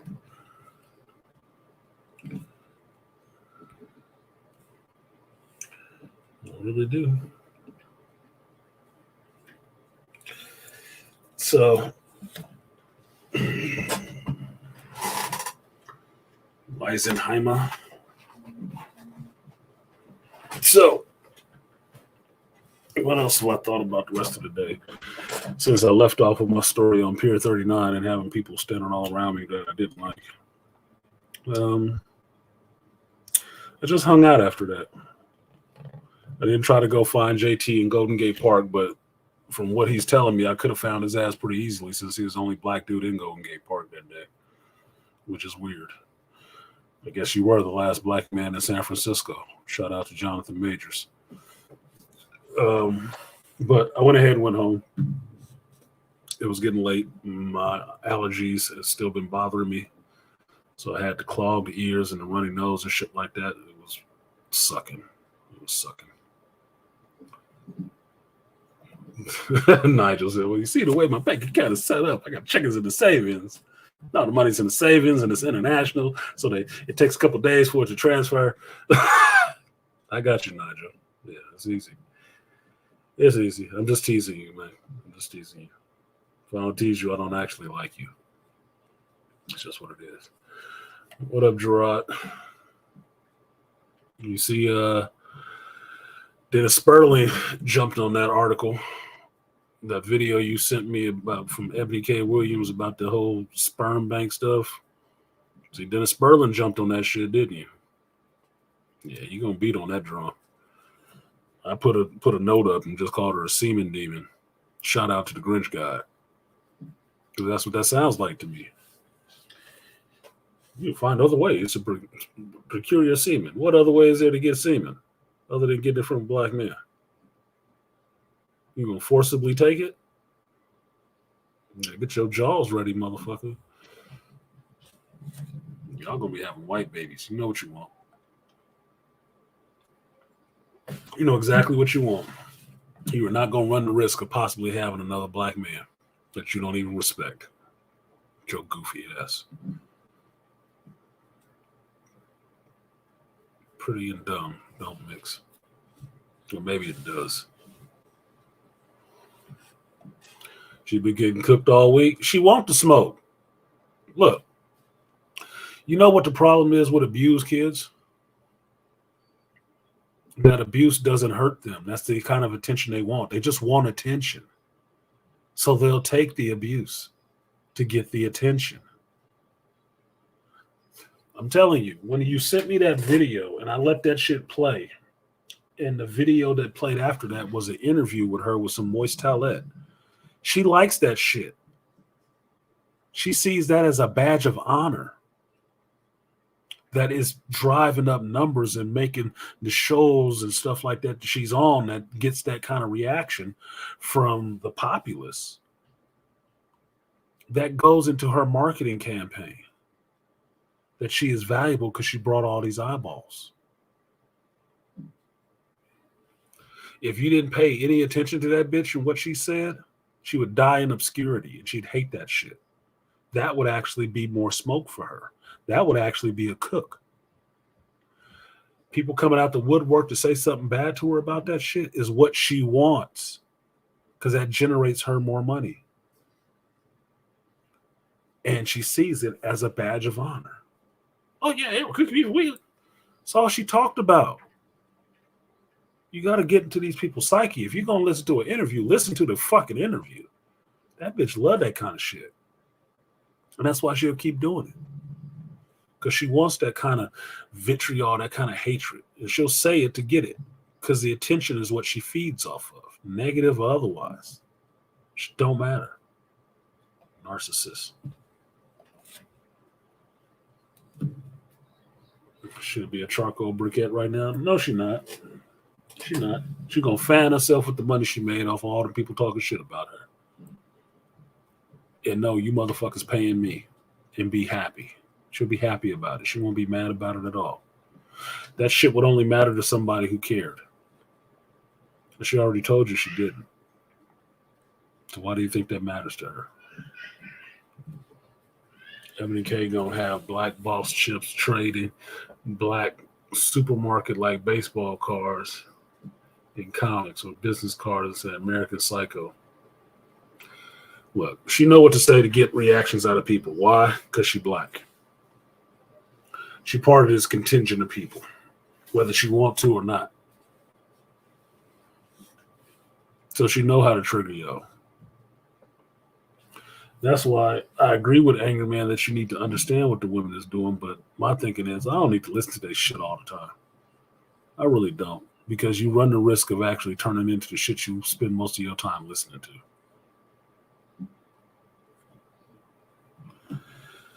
Like they say about first world countries and third world countries, why you don't let a bunch of third world people into your country, because they don't change you. You don't change them, they change you. They bring you down. Especially if you ain't trying to raise them up to your level. Shout out to Rainfire on the PayPal side.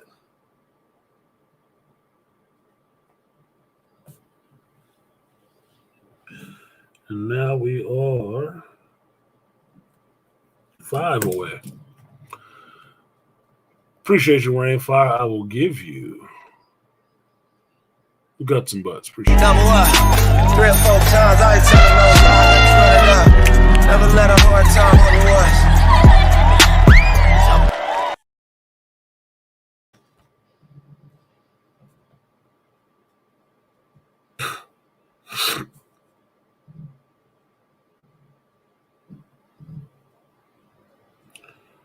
I had a funny thought I'll share with you guys the other day. Well, no, I shouldn't. That'd be kind of crass.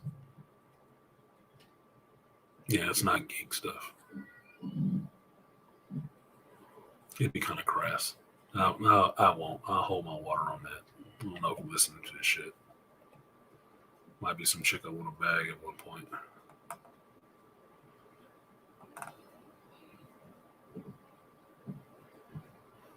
What was that other news that came out about fucking, what is it, Deadpool 3 getting shut down for a while? It's not news. Of course it is, because it's, the actors are on strike now. Like I give a fuck. Look, I'll only care about the actors to a point because they actually put in some work. The writers, I don't give a shit about them being on strike. Stay out. Let's hire some new people.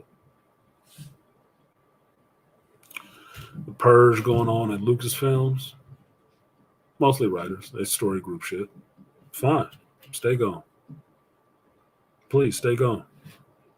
Get another career, take up another trade, something, because you suck at this one. We don't need anybody sucking here.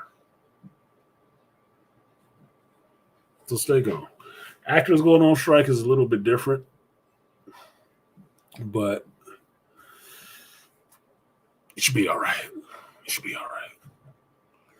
You have a problem, talk to these directors and producers who keep hiring these shitty ass writers. Or if you got friends of yours that are writers, maybe you need to talk to them. Because you can all stand in solidarity on the unemployment line too. I know that because I'm a union worker.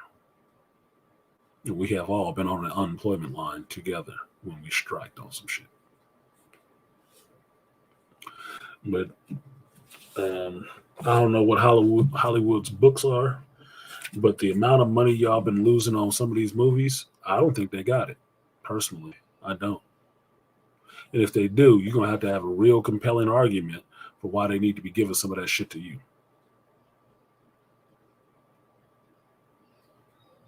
I'm waiting to hear it. Because at this point, just like when COVID happened, motherfuckers was like, bring on the AI. Bring it on.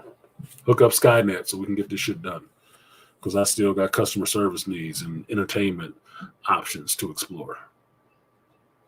Like my next entertainment option I'm going to explore is this show, The Silo, with Rebecca Ferguson. Yeah. Elsa from Mission Impossible 7. She has a whole show called The Silo on Apple TV that looks awesome. It looks really interesting from a book. Imagine that. Somebody wrote some shit and people read it. I'm going to watch that show because it looks interesting.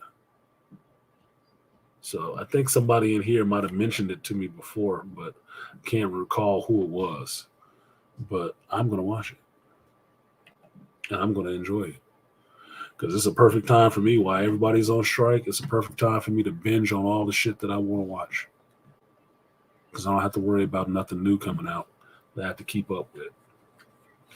Burn the industry down. I love that folks are striking. Get that respect. I'm dealing with a publisher now who ain't paying me. You see, fuck that. I'm not for anybody necessarily not getting paid. Not for their hard work. I got a vendor right now who's bitching at his company for not paying him. And this is the vendor that was out there on them hot days fixing these ACs with me. Pay that man his fucking money. You got kids at home. Y'all ain't out here doing this shit. They're just trying to take him away from working on the goddamn weekends. I'm like, look, I agree that us techs on my job should be more well-rounded, should all have to get more well-rounded so we can do more of this shit so we don't have to keep calling a vendor to do it. But when you do have to call a vendor and he's close by and can be there in an hour, that's a benefit. You pay that man his goddamn money.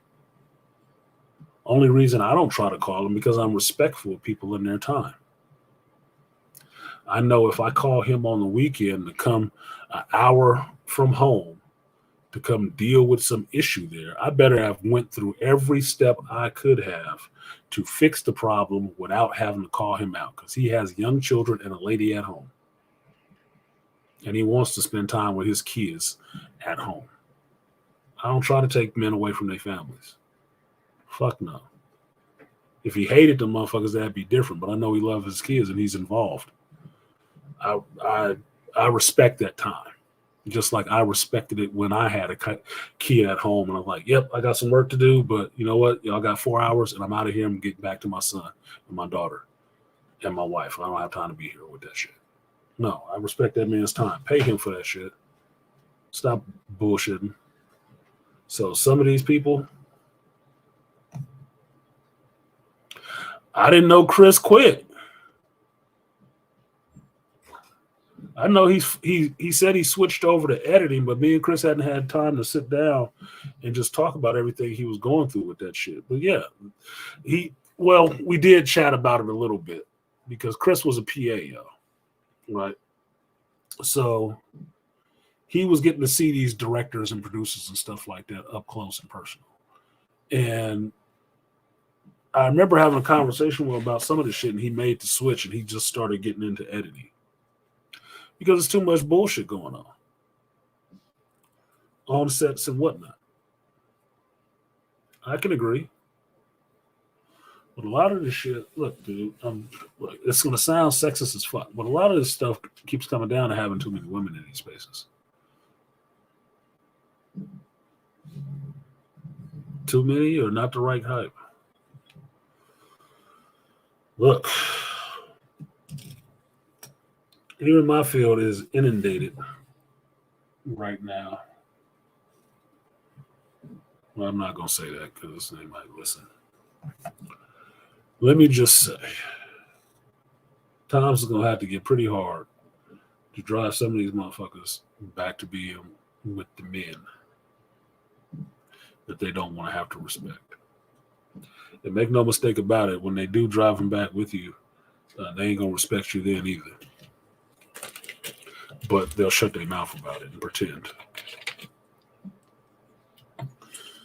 Well, so you don't forget that they never actually respected you and don't want to.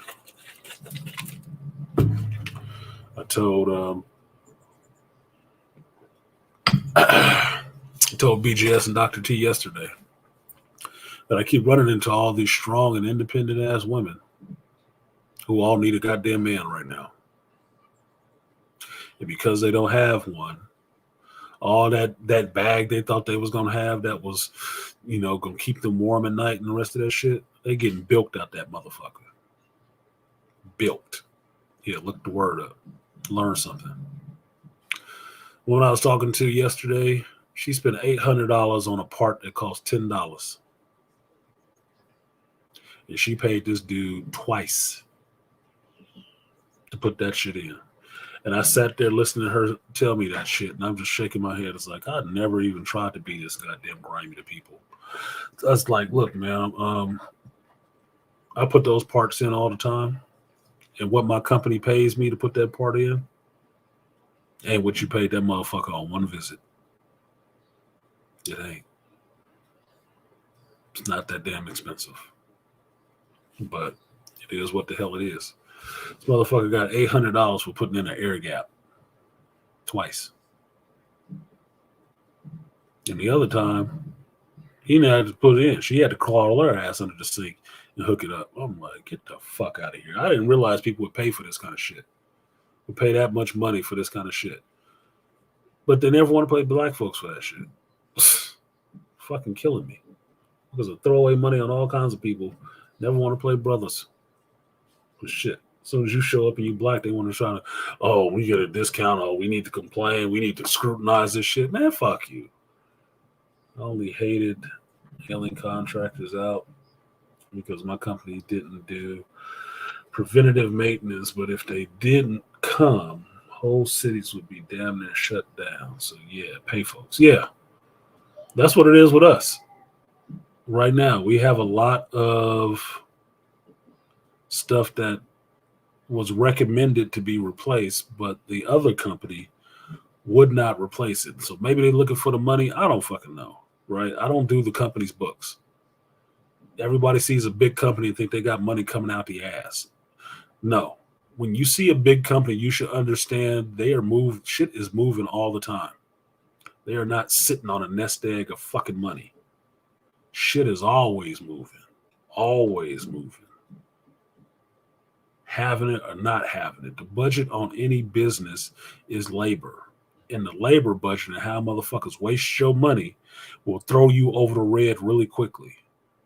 The bigger the ship, the bigger the iceberg you got to try to slide by. The slower it's going to take you to try to move and not hit that iceberg, which could be not paying your fucking workers for a while.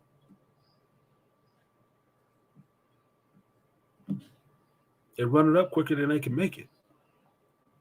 I understand the process in this shit. Most people don't. At our job, this company is paid off of people renting out these goddamn houses and paying their fucking rent. If you do not have these houses ready, if you don't have them functioning properly where people feel comfortable in paying that money, they're not getting paid. And every time a vendor, a technician has to come back and fix some shit you should have already had fixed when you paid this other motherfucking contractor to be in there repairing this new, you are losing money. Think of it this way. If I paid $15,000 for a contractor to come in and get this house ready, painted, new carpet, plumbing fix, electrical fix, all this shit fixed so we can move a new tenant in there that's going to pay me maybe $3,000 a month. If they get in there in the first week, a bunch of shit is broken and not working correctly, and now I have to send some of my actual techs to come back, let's just say $300 to come back and fix shit that I already paid this other motherfucker $15,000 to fix. Where do you think the money's coming from? Do you think that resident paying their rent one time is mitigating that shit, mitigating the cost? No. It's costing more money. It's costing more. Not only the $15,000 you just lost on this fucking contractor that didn't put any new stuff in there, who only know how to do slipshod, half-ass, nigger-rigged fixes, and there ain't black folks doing this shit. They run them out of here. But they keep getting paid. And then you have to send your guys back to do it, and you got to pay us to be there. You were losing money at this point. You haven't even collected any money yet to mitigate the $15,000 you put into it to get it ready. You are now in the fucking hole. And that's how I look at it. The company only gets paid off of what these fucking people pay.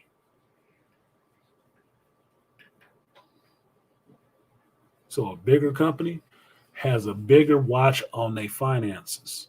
They obviously do it a little better. That's why they're a bigger company and not a small company.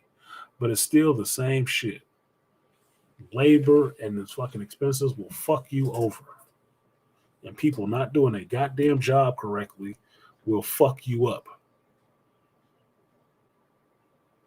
Costing you. And yeah, Nigel, that shit was easy money. $800 for an air gap? Nigga.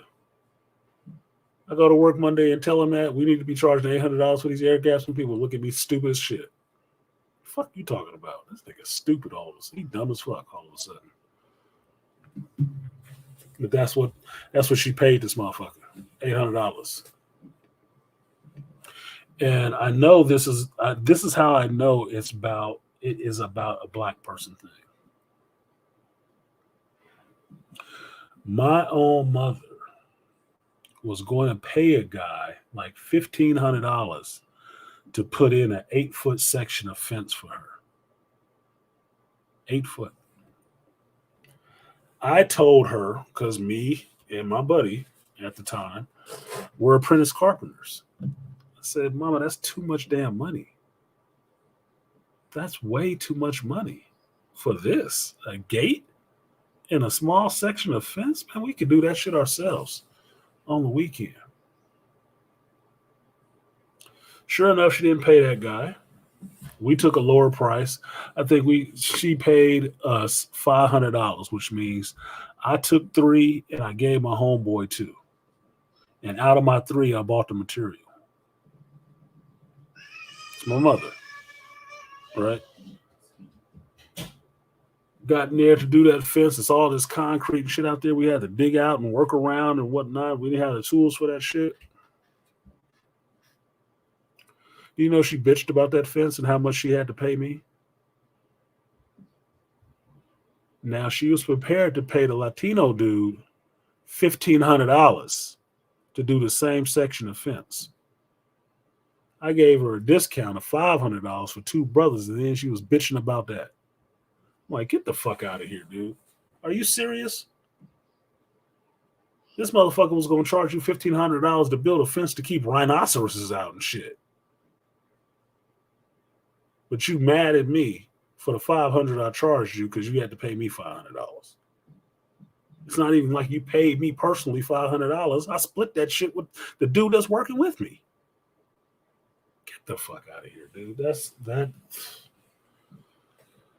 She never questioned the $1,500 for that Latino dude, though. She was going to pay him that shit. Just like my grandfather did and got ripped off. But y'all scrutinized me for the cheaper price. I should just charge your ass to the hilt. Should. That's the only thing you fucking respect. Probably should take that example on YouTube because I work for coffee money over here. I shouldn't tell you motherfuckers you cheap and broke and then charge you a lot of money. They don't even get acknowledged if it's not over a certain threshold. Work for Kevin.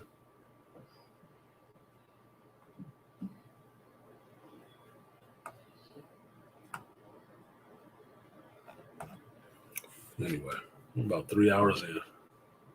3 hours to still be short. Might as well close this out. Anyway, I think we got up to 21 at some point.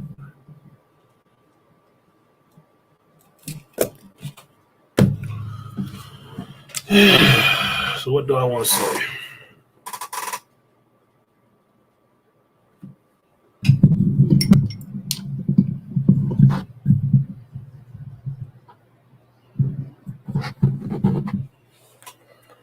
Rainfire said, I got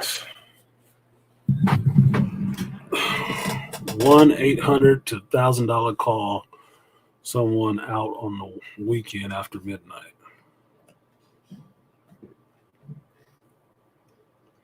Replacing the oil in the air compressor and renting a diesel compressor burning 75 gallons a day. Look. First of all, no woman would do that. Secondly, if you have a guy who's willing to do that, pay him this fucking money. Middle of the night.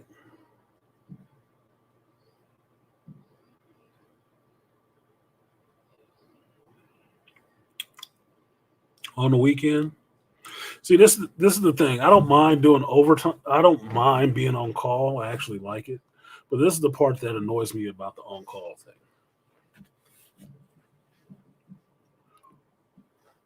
You will call a number or a web service in the middle of the fucking night because you want somebody to come fix your toilet or stop the leak under your sink. And when the person shows up at 11 o'clock at night, 1 in the morning, maybe, you have an attitude. Well, I didn't think somebody was going to come tonight. Well, you called on the weekend, after hours, the emergency line. Somebody is going to respond, which means you need to stop acting like a scared bitch and open your fucking door. Because the person that connected to was not no non-autonomous autonomous abomination just plugged into a wall somewhere. As soon as you called, it just activated and must go fix leak. That's not what happened. You contacted a human being that was living their life and doing whatever the fuck they were doing. So yes, you need to be goddamn cordial if they show up to your house and accommodating of them actually getting whatever needs to be done. That will just make common sense to me. But you do not get the right to act like an ass. You don't get that right. You can do it. It's not going to go well. Now, the only reason they do that is because they believe they're in the position of power where they can still have the opportunity to complain about the person who showed up at 11 o'clock at night to fix their leak.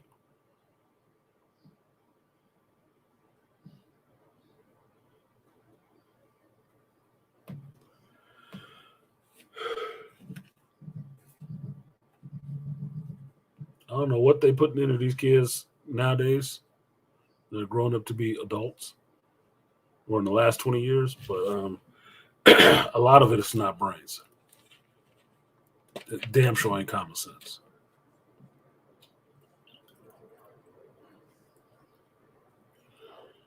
Why would you call an emergency line and be surprised somebody showed up? This ain't a homicide in Oakland.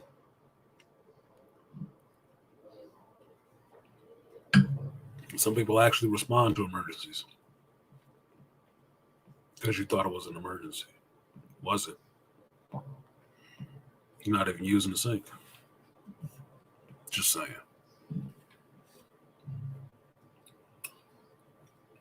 I'm mad this thing wouldn't work and download my fucking video.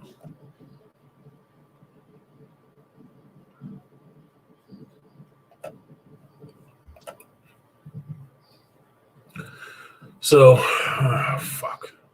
I'm going to give y'all 15 minutes because I know people only show up into the black sector for panels.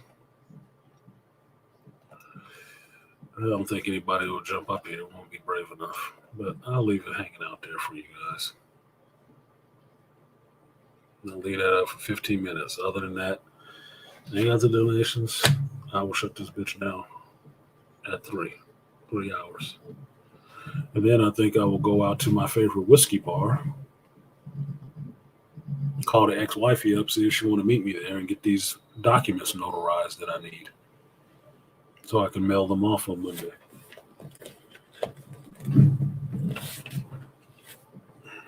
Because everything costs. And all interactions are transactional.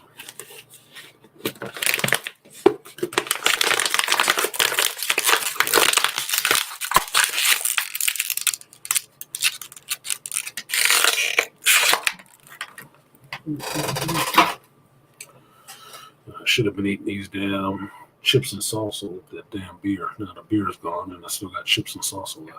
Fuck.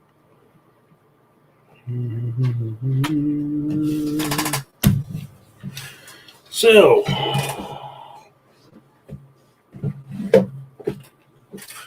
having a hard time remembering last week's episode of Secret Invasion. It was more on Nick Fury getting into the fight,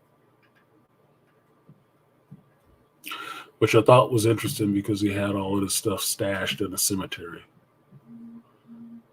It actually lets you know how he plans ahead. That he had gravestones all over the place. And the gravestones were where he hid stuff, which is pretty smart because it lets you know that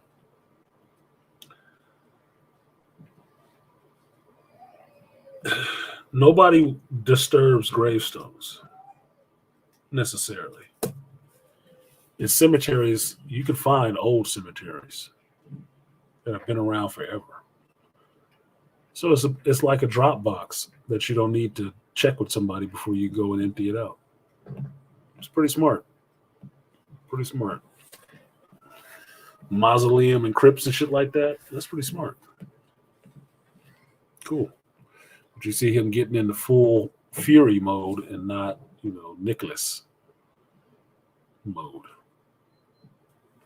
Yeah, literally taking secrets to the grave. You're right, Aquateki. That was kind of cool.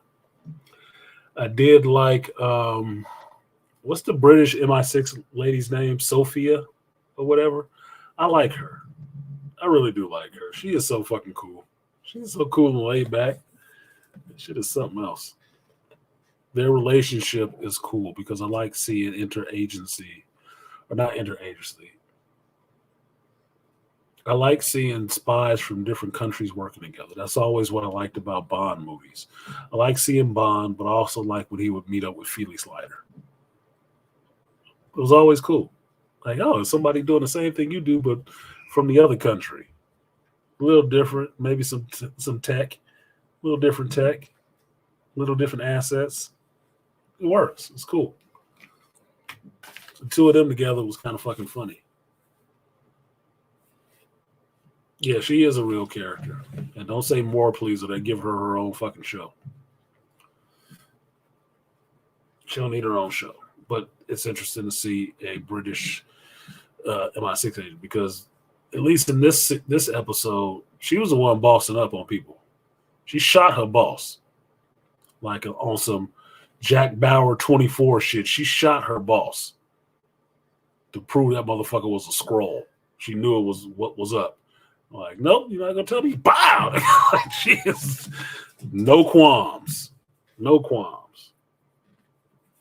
And shot the other dude, the doctor husband, shot his ass too. She didn't give a fuck. Told her, look, we have to ask some questions. So we're gonna go the long way. Okay. That little dainty ass, proper manner. And she can do some dirty work, nigga, in a minute. No hesitation.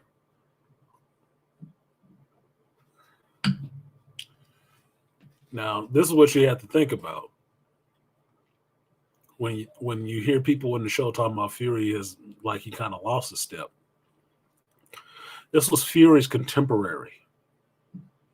This was his contemporary who has a deal of respect for him. What do you think that means Fury was on? What do you think that means Fury was on? Fury was a problem, nigga. He was Fury. That's why she got some respect for his ass. Because she know what he used to be. And that's why everybody's saying, I don't think you're ready for this. Like you might have lost a step, homie. Might not be what you used to be.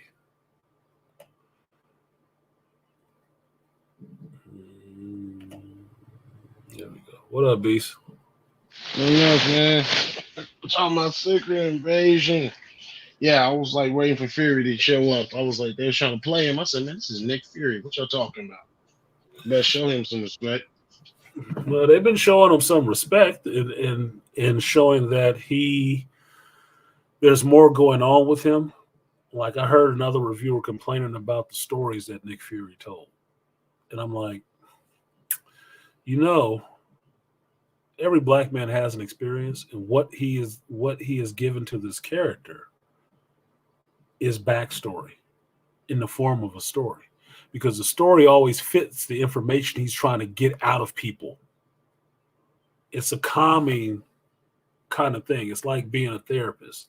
He tell you stories to get you calm and get you relaxed, so you feel more comfortable, giving us the fucking information that we want. That's all he's doing.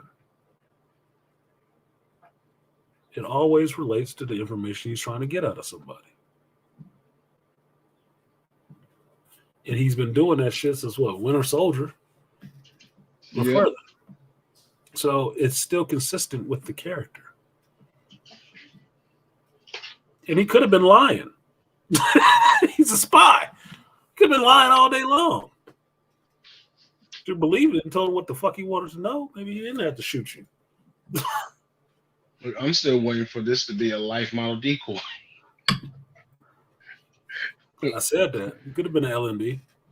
They haven't introduced those into the MCU yet, but it could have been an LMD. They kind of they technically did it on Agents of S.H.I.E.L.D., but not in the main unit.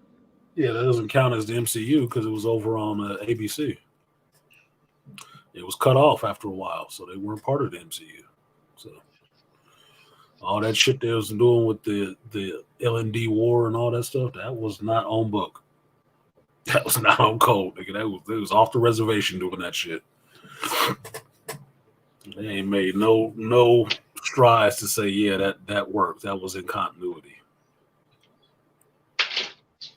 You ain't seen none of them characters show up. So that was some other shit that happened. Yeah, Coulson was there. Yeah, it was the same Coulson from the Avengers movies, but I don't know.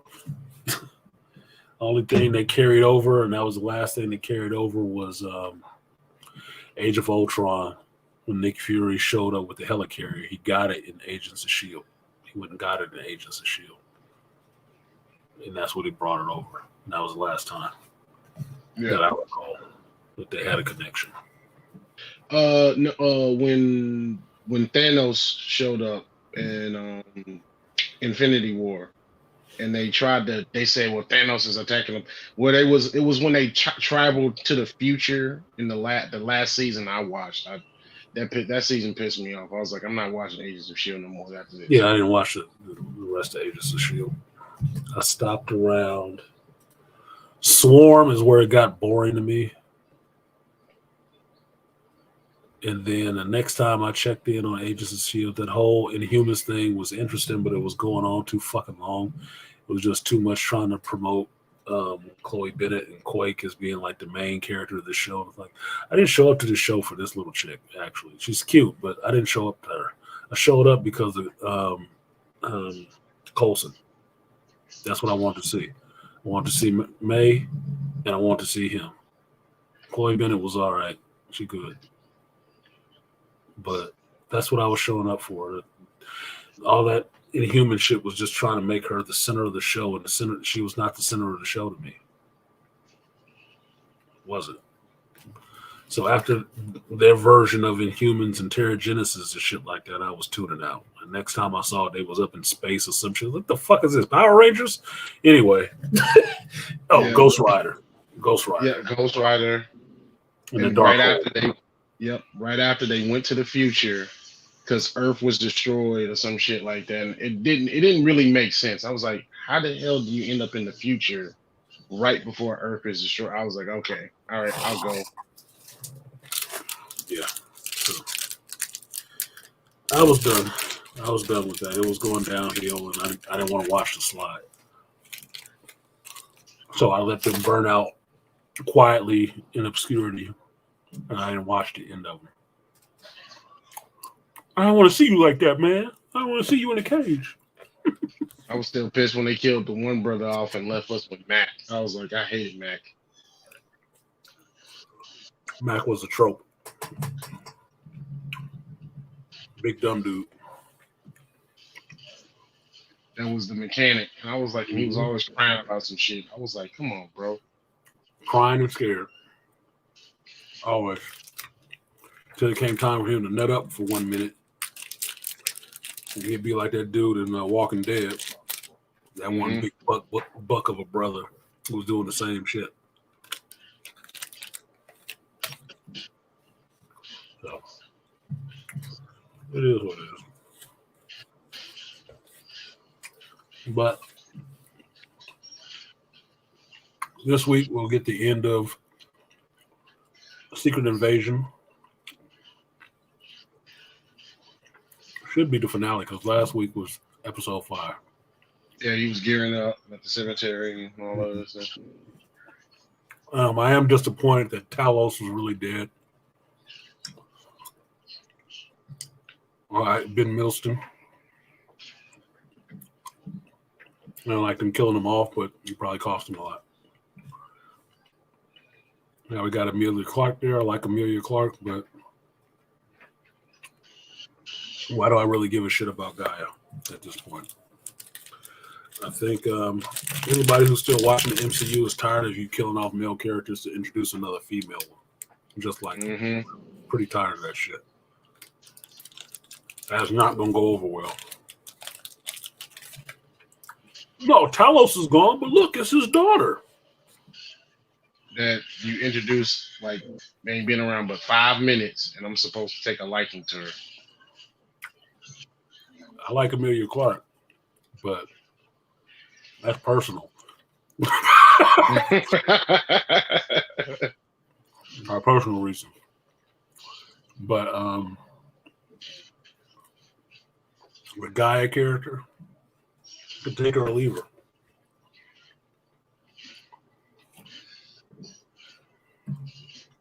Had a good moment with Nick Fury's Mrs. Fury in there fighting and killing other Skrulls and shit. Oh, that was a good badass girl moment. Cool. Anyway, what's happening with the story?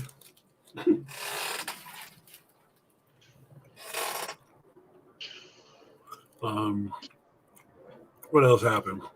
Gravok kind of went the same way crazy rulers went, which is he started killing his own people, which gave them a pause for a minute until they caught that nigga, on his phone, and they tried to choke his ass. I love that scene. That was actually kind of awesome. Like, hey, we need to talk to you. 1 second. He jumped his ass, put a bag on his head and everything. I'm like, hey, you should have just shot him. They tried to take his ass out because they didn't like the fact that he was killing other Skrulls. No, you're not supposed to. You're not supposed to. Ain't that the whole point? That's like Wakandans killing Wakandans and then you're mad at the king for Wakandans dying. Same dumb shit, right?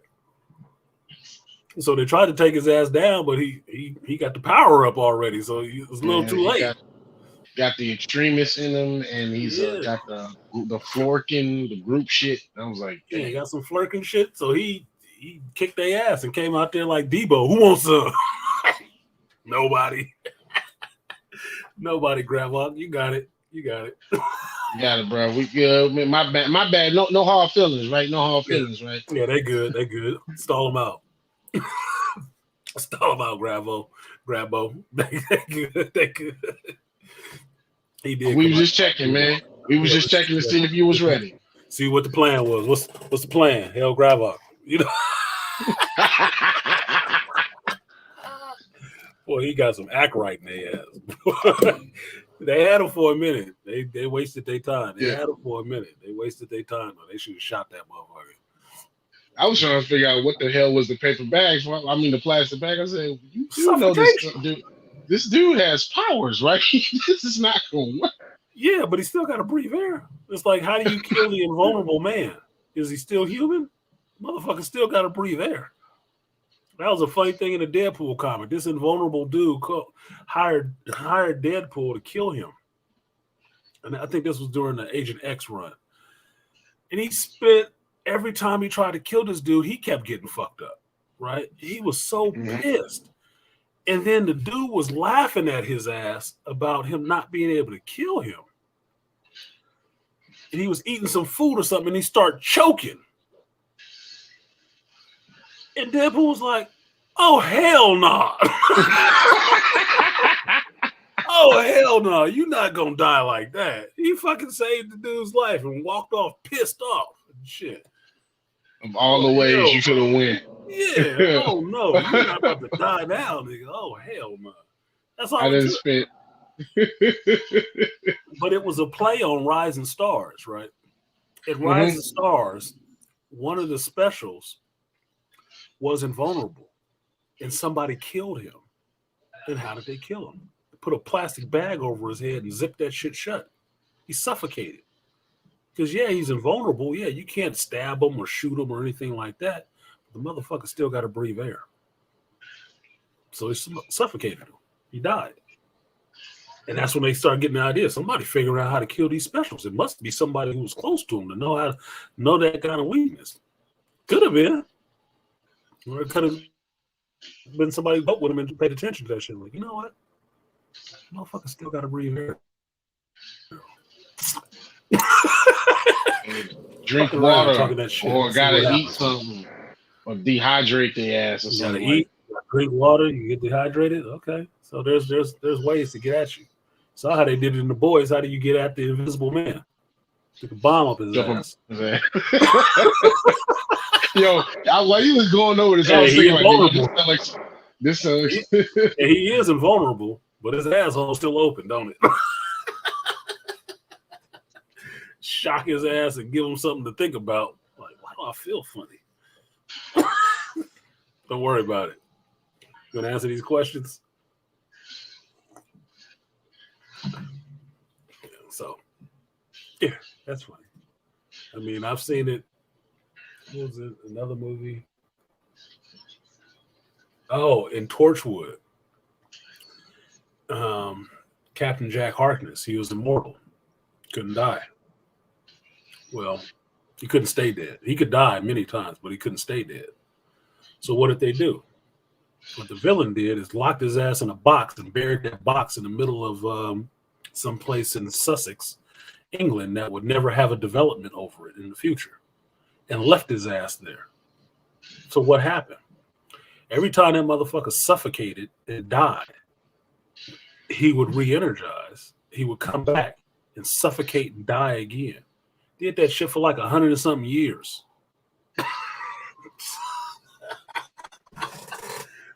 There are worse things than dying. Well, it's like how they always try to kill Dracula. They fucking stick a stake in his heart and bury his ass somewhere to where he can't get out of the coffin until some dumbass unlocks the coffin and removes the stake. Look, if you want a good watch Torchwood. Stephen Moffat wrote it. Good writer and director of a show. Dude who saved Doctor Who for these goofballs to come along and fuck it off. And watch Torchwood and see how Captain Jack, how people worked around his ability. Like, oh, can't die, huh? We got something for that shit. Buried his ass in concrete, some other shit. They was having some creative fun with trying to keep his ass out the mix for a while. Whew, it was rough going.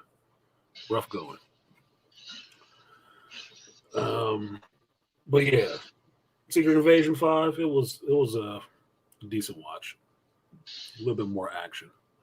I really don't know what Fury is going to do against an extremist scroll, a super scroll.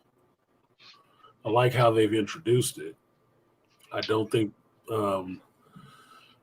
Kingsley Benadir is going to be on the show in the MCU after this. I think they're going to kill Gravok, but those super scrolls will still be out there so they can use them again. Yeah, because if you have the Fantastic Four coming, you got to have the Super Scroll there. That's one of the villains that people would actually want to see.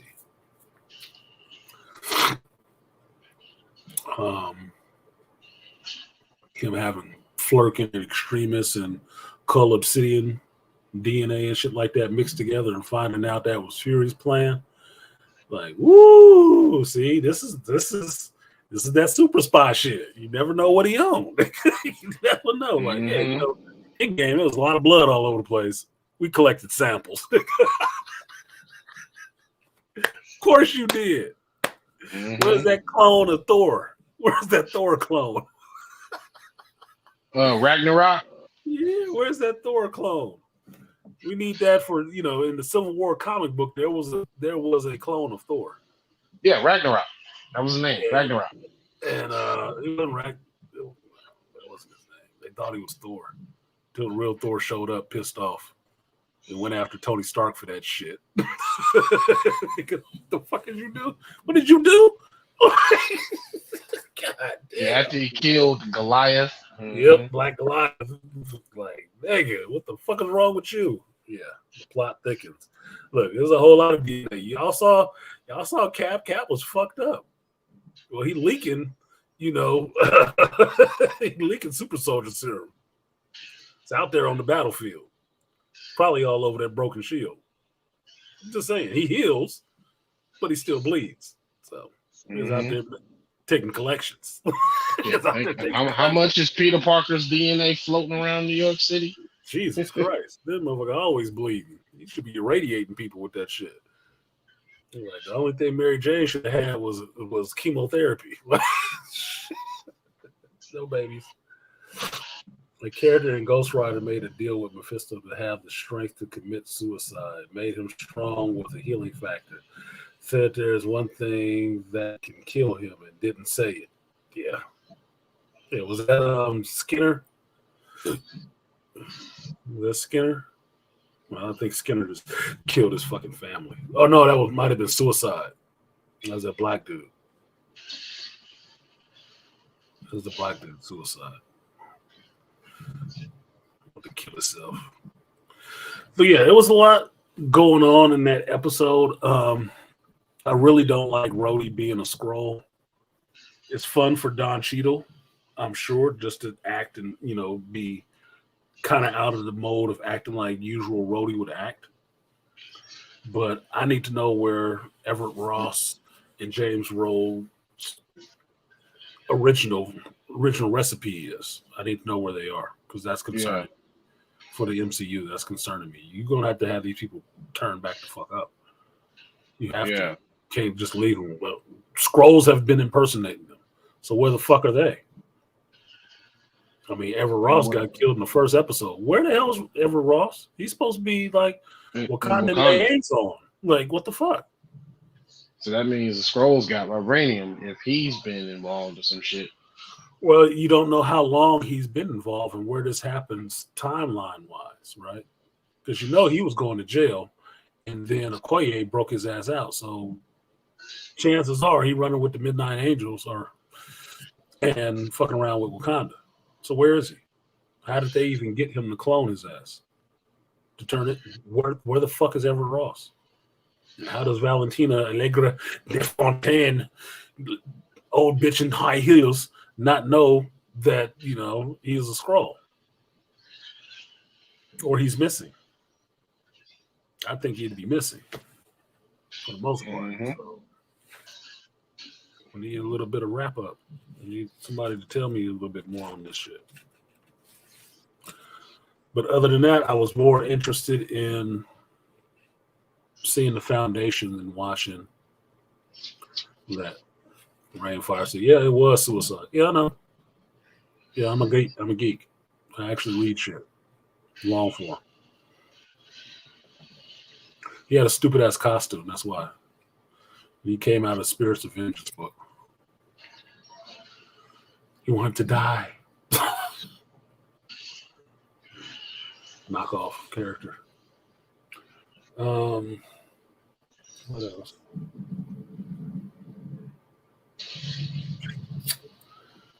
Oppenheimer.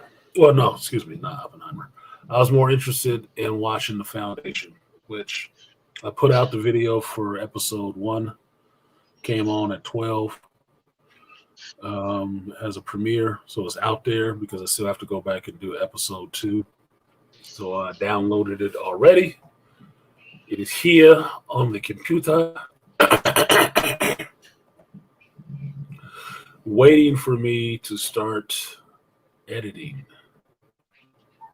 And it is another 30 minutes, like a review that I do usually takes 30 to 45 minutes.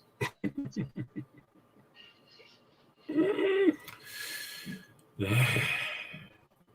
is why I get pissy. Like, motherfuckers don't want to donate. You know how all these reviews take?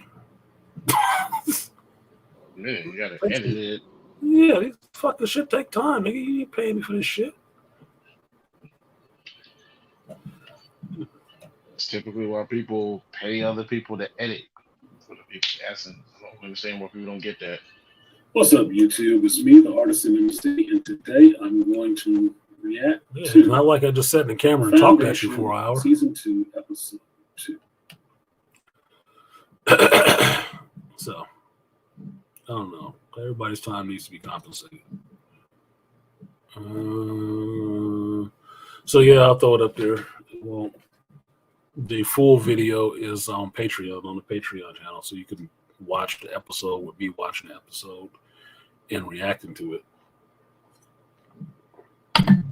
But other than that, they got to some fun stuff in the Foundation. They were off book a bit. More than a bit. They were off book.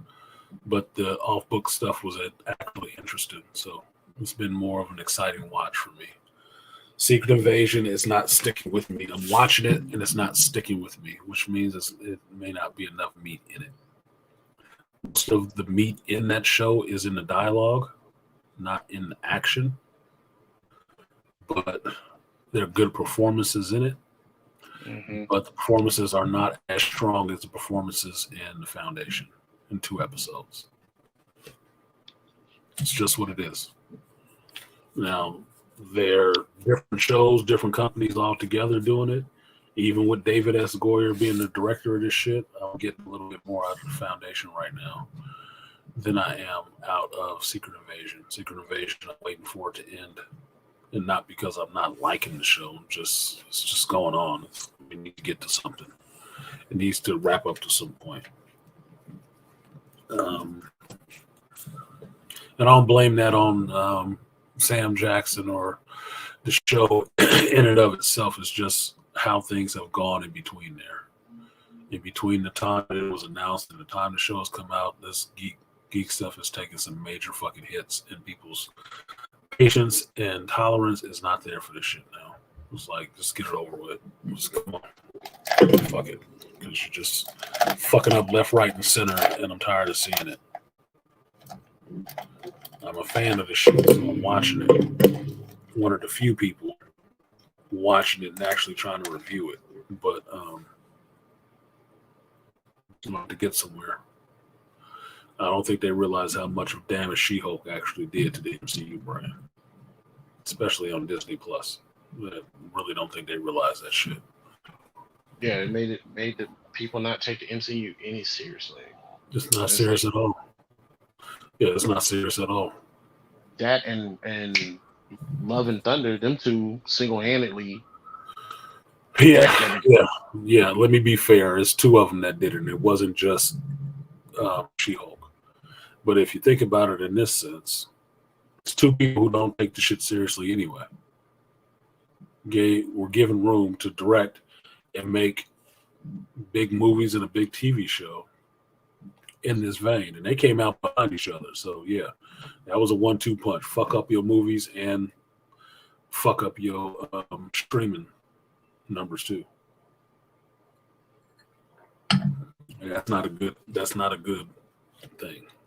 But that was a 1-2 punch. The MCU been quiet since then. I'm not even talking about the shit that was Wakanda Forever. You hear nobody talking about that no more, do you? Because everybody wants to forget it. Yeah, all its defenders have somehow evaporated. Yeah, pieced out ghosts, right? Mm-hmm. Disappeared like they were on the ancestral plane. Like, I don't know. Shimmer it out. Laughing at all the people that wanted to argue with me on Facebook over my damn review. trying to get me to like it. I'm like, dude, I don't have to like this damn piece of shit movie. Why are you in my comment section? Tell me. I told Black Bane that shit. Stop arguing with people on fucking Facebook. For one, they usually don't know what the fuck they're talking about anyway. And why would you argue with somebody on Facebook? Who are they? Fuck them. Nah. You go there for a food fight. Yeah, people showed up to Jerry Springer too. Like shit. You go down. I don't. I think it's beneath me. But whatever. But it is a place to grow up just because there's enough people over there who want to, start shit and argue about something. Blow up your channel. Like I said, I told somebody I'm not a genius at YouTube. I understand certain things you're supposed to do to help your channel grow, and I don't do those purposely. I don't do them purposely because I'm kind of against them. So it's probably stupid of me, but here's the fuck it is. It's calculated. So the question, Rainfire said, the question is, when are they going to have Fury hook up with 3D Man?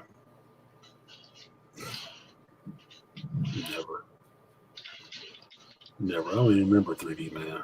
I remember the name. I don't remember what the character looks like and what his ability was. I want Fury to actually have a Dum Dum Dugan. That's the problem. He don't have a Dugan. He had one when they showed the Howling Commandos back in Captain America. He saw Dugan, but Fury's supposed to have a Dugan. Now, I don't remember Ultimate Fury ever having a Dum Dum Dugan, but I like Dugan. Ultimate Fury had Heel and Coulson and shit like that. I like a Dum Dum Dugan. And at this point, he needs somebody who has actually been around, who knows who he is. He does. He needs that trusted second because he's short right now.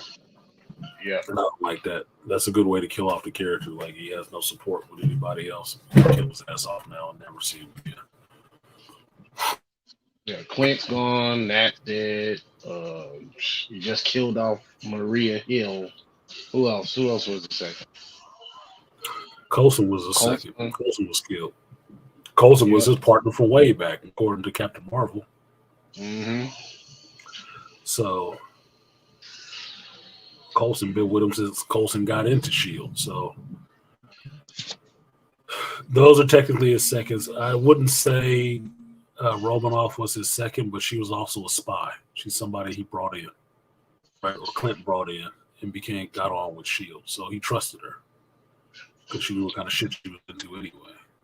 Wouldn't say that was his second. The second is those people who actually work at S.H.I.E.L.D. Had always been working at S.H.I.E.L.D. and he's risen and they've came along with him, right, through that shit. Mm-hmm. But yeah, all those people gone. All those people are gone. So what are we left with? Shit, we don't even have a Wingfoot. Walter Wingfoot, yeah. It's okay. Some people don't need to show up, but he needs to have a second. You have to have some proxy for Fury there, even when he's not there. You gotta have a proxy that the other people can actually speak to. Because you're not supposed to have that kind of access to Fury all the time. But you do have to have a person that you can have access to that you know is tight with Fury. You need that person. The XO. He needs the XO. Might not always get Picard, but Riker's up. Riker's around. Talk to him. He ain't Jean-Luc, but he is fucking Riker, dude. Go get it in. He is the XO. So, foundation-wise, they introduced a character that was big in the books. I don't like the way he looks, but I do admire their ambition for putting that character out there like that so early. Like, wow, that's a step. He was writing the trailer. I didn't know who the fuck he was, and then he showed up on the screen. It's like, ooh, that's a whole problem. Ooh, things can get good. And you can get into a lot of action-packed shit really quickly. Because the character that they introduce is the Mule. And the Mule is important. He's an important character in that series, especially when it gets into the second Foundation book. The Mule is a problem. And in that episode, you saw that he was a problem in the future. He was the reason why all of this psychohistory shit got kind of went askew, because it cannot account for the motions of individuals. It can account for the motions of groups of people, but not the individual. And the individual came along fucking up the whole plan. The whole plan. And he is legit a problem. So I like seeing the hint at him showing up in there, because he will be a problem for the Empire and some other folks in the Foundation specifically. But what he's going after leads into the group of people that I really like in the stories, which is the second Foundation in the Metallics. And he has issue with second Foundation. So it seems like this season they're really pushing hard for that second Foundation to show up, because I think they know that's what people want to see. So they're going to push real hard for it, I guess, this season. Kind of leaves them up in the air for what season 3 will be, how they're stretched this shit out.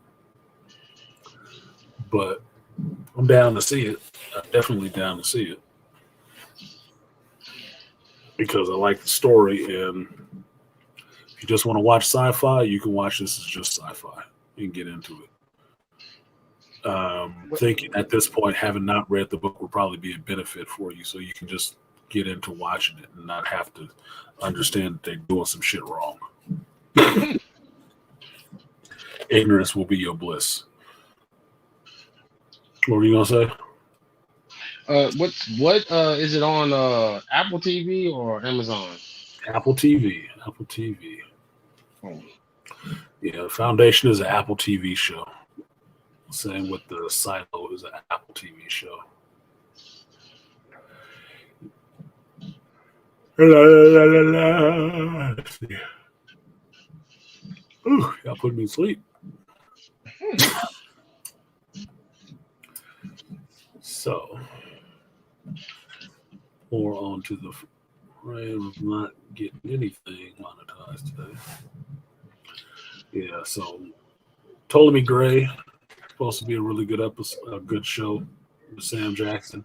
Probably put more of himself into this show than this is so fucking stupid. Motherfuckers filled in the pool and then went and bought an inflatable pool. They're fucking stupid.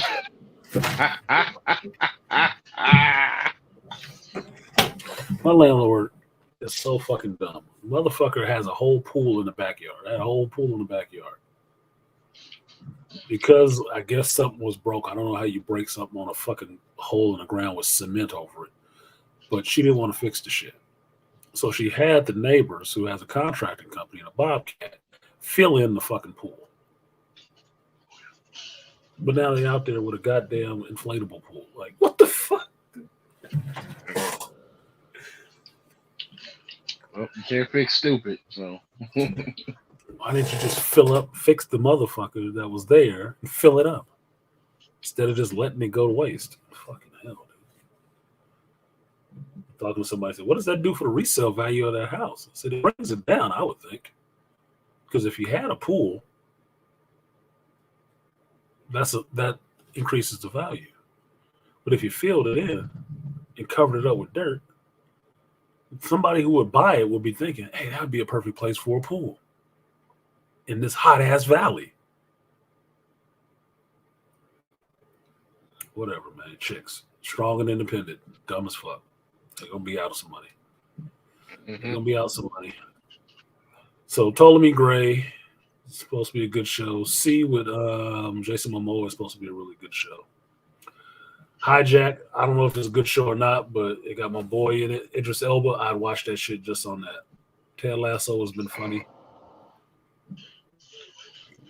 Here's the Foundation. Silo, this is the one I'm talking about. Bingeable. This looks good. It looks good, so I have to watch that. It's on my list. Last thing he told me. It's Jennifer Garner. I like Jennifer Garner, but I am not rushing to watch that show for some reason. I think it's because the trailer for it keeps coming on after I finish watching The Foundation, and it pisses me off. So it's actually creating a situation where I don't want to watch it because it irritates me. Yeah, that when they start the trailer in the middle of the damn credits. Uh-huh. Like, motherfucker, I'm recording. See that shit? Like Netflix does that shit. That pisses me off. I'm trying to watch something on the credits, and then I'm like, dude, I don't care about what's coming on next. Yeah, turn that shit off. I do that shit on Secret Invasion when I'm sitting there recording that, I'm doing my watch of that, and then Captain Marvel in the background. I think, motherfucker, you better stop advertising this shit. I'm not watching that. Not watching. And what's that is not the next thing to watch. Well, no, because they always get you like more of the trick. See how Fury met Taylor. Look, I don't want to. We already know the story. Damn it! I saw that shit. No, thank you. Pass. Next question. Why is this shit not lighting up? Fucking hell, dude. I get so sick of technology not working, dude. It is like the dumbest fucking thing ever. No, there it is. It's right there. That's why. I'm stupid. King and Commoner. Oh, that's going to be interesting. Yeah, so this show has been pretty interesting. I will check out the site. Visuals are looking good. Special effects is looking good. They're spending their money on the special effects. And I think it's really funny to me that I'm actually intrigued by this show this season when I fucking hated it season 1. But I gave it a chance. It's getting better. Gave it a chance. It's like Game of Thrones. First season of Game of Thrones, I hated that shit. Killed Ed Arch Stark. I say, fuck this show. What? Fuck this show, man. I'm not watching that shit. Season 2, I was buckled in. Couldn't pull me away from this show. I just want to see where they go from here. Okay, I'm liking this. What the fuck? I was in. They could have got me. No, they got me with Rob. Like I was watching that in the front, and it was like everybody's like, "What you watching?" I'm watching this Game of Thrones shit on HBO Max, and I'm like, when they killed Rob, I was like, "Oh shit!" Like, yo, what's going on? What's happening? Yo, they killed Rob. Who the hell is Rob? They killed Robert.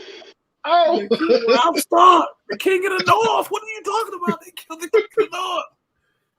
They jugged his baby mama in the belly. They on camera, like pincushion. Like what?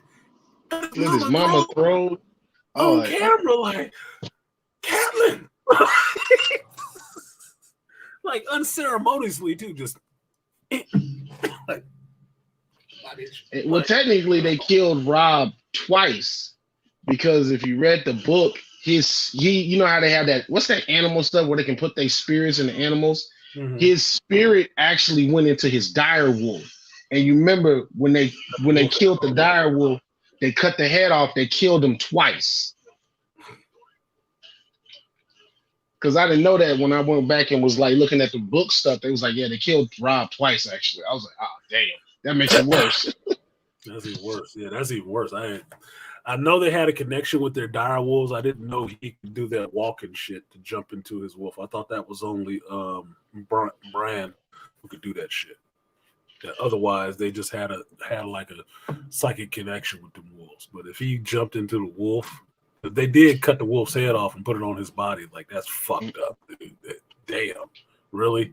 God damn, that was fucked up. Yeah, that game. George R.R. Martin used something else. I think if Tolkien sat down and talked to you, he'd be sitting there looking at that shit, reading. It's like, this is a good read, George. But that's pretty dark. Pretty dark. You sure you're not a Nazgul? Because This is some dark shit. Look, you learn quickly watching that show. Do not get attached to certain characters. Yeah. You start feeling it real quick. Like, oh, I'm liking this character. Oh, shit, he's going to die. Because I was like, look, because once I figured that out, I was like, look, y'all killed Tyrion. I'm not watching this show no more. Well, here's the funny part. They didn't kill Tyrion. Here's the funny part. This is the biggest success of this show, to me, the Game of Thrones show. Mm-hmm. Season 1, who did you hate the most? Who was the biggest asshole of season 1? Jamie Lannister, right? Mm-hmm. By the end of that shit, who'd you feel bad when they died? Jamie. Fucking Jamie.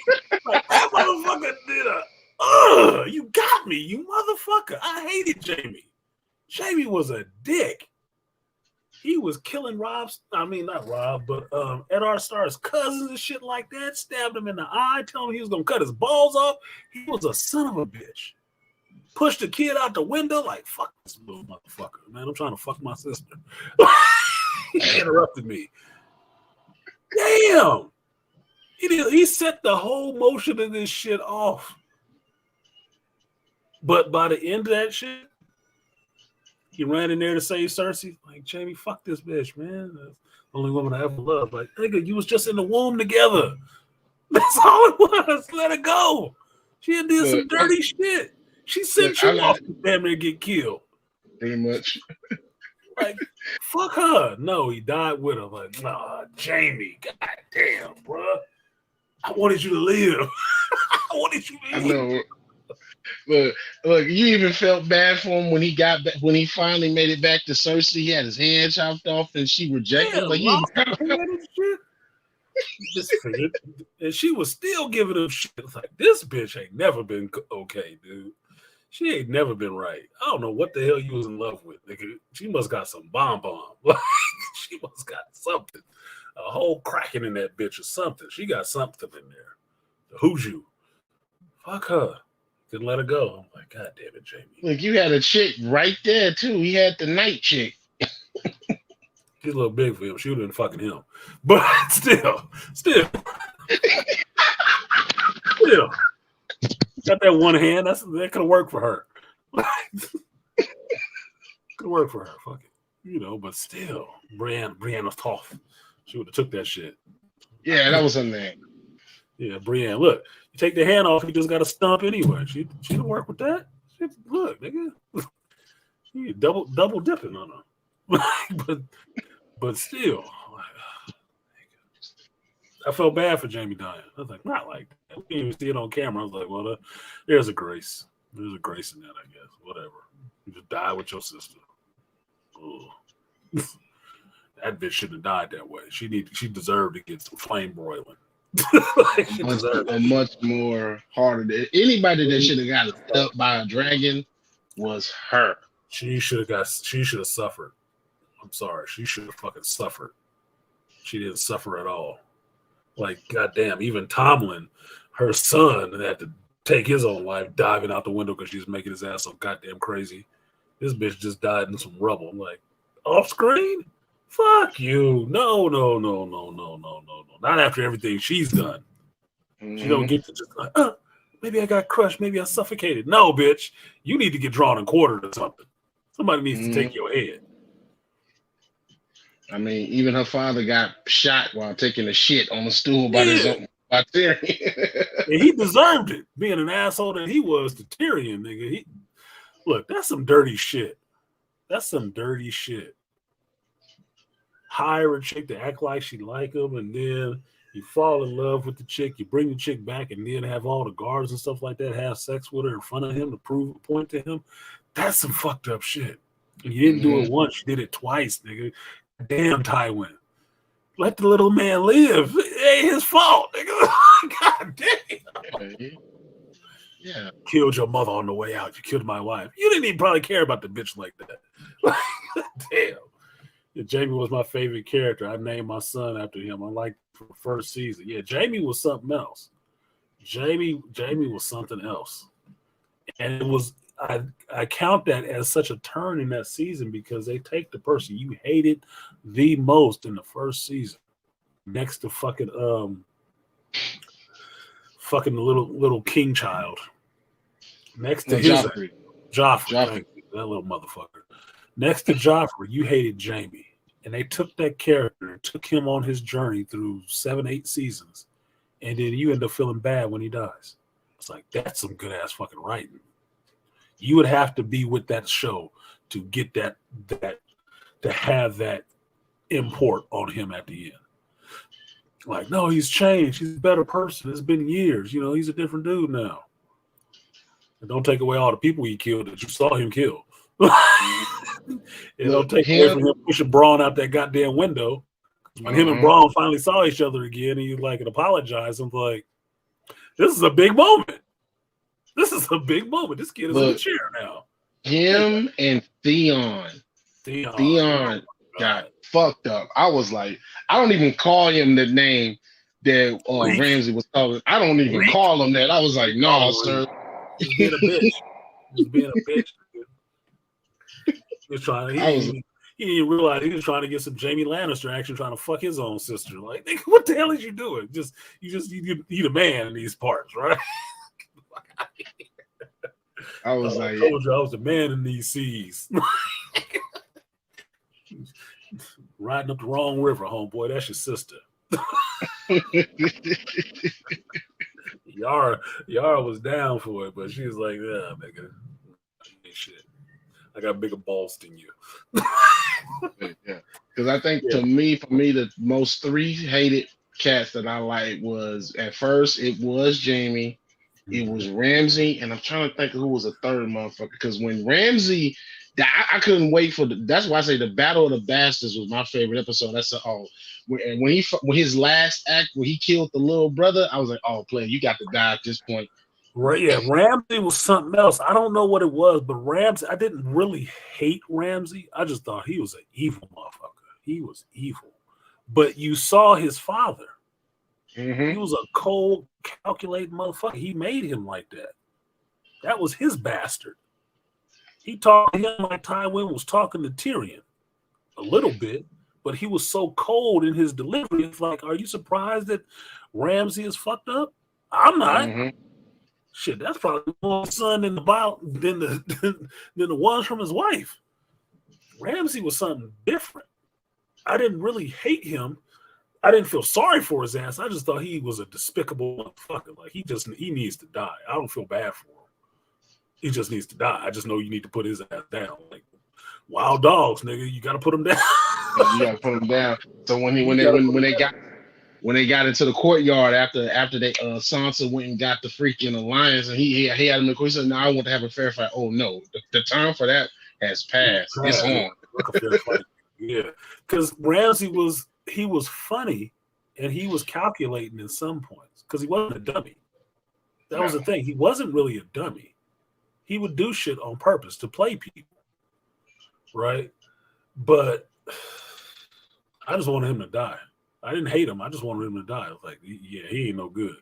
Because I think the most fucked up thing I saw him do outside of that shit with the chick was cutting off Theon's dick and then sitting there eating sausage. Oh, sorry. Yeah, like, he is so ill. He is so ill. Took a grown man and made him humbled in himself, and then mailed it back to his mom. Yeah, and mailed it to his daddy. That motherfucker was cold. Ramsey was something else too. He had to go. He couldn't hang around much longer. He didn't give a fuck about killing none of the people. None of them. He just didn't.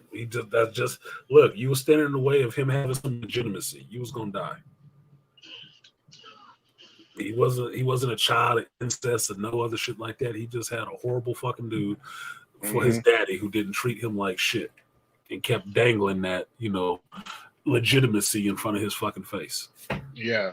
And preyed on what Ramsey was good at. Ramsey was good at killing shit and being a psychologically manipulative little fuck. Yeah, that's why I just wanted him to die. He was a hunter. Mm-hmm. Sight games. If Jamie could fight you, Ramsey could destroy you mentally. And that's what Battle of the Bastards, Sansa was right. You were supposed to lose, nigga. You were.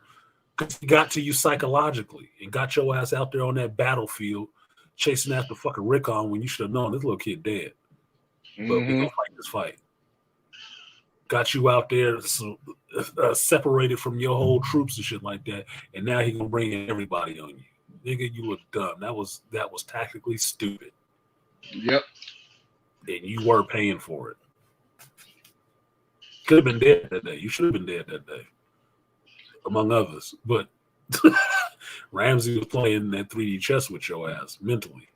And what did he do? When he saw that shit going the other way, rolled the fuck off. Rolled the fuck off and left them people there to die. He's like, yeah, well, fuck it then. I'll go back to my castle. I have Winterfell. Close the door. We have Winterfell. He was calm. He wasn't rattled. He was like, yeah, Winterfell. Fuck it. Leave the asses out there.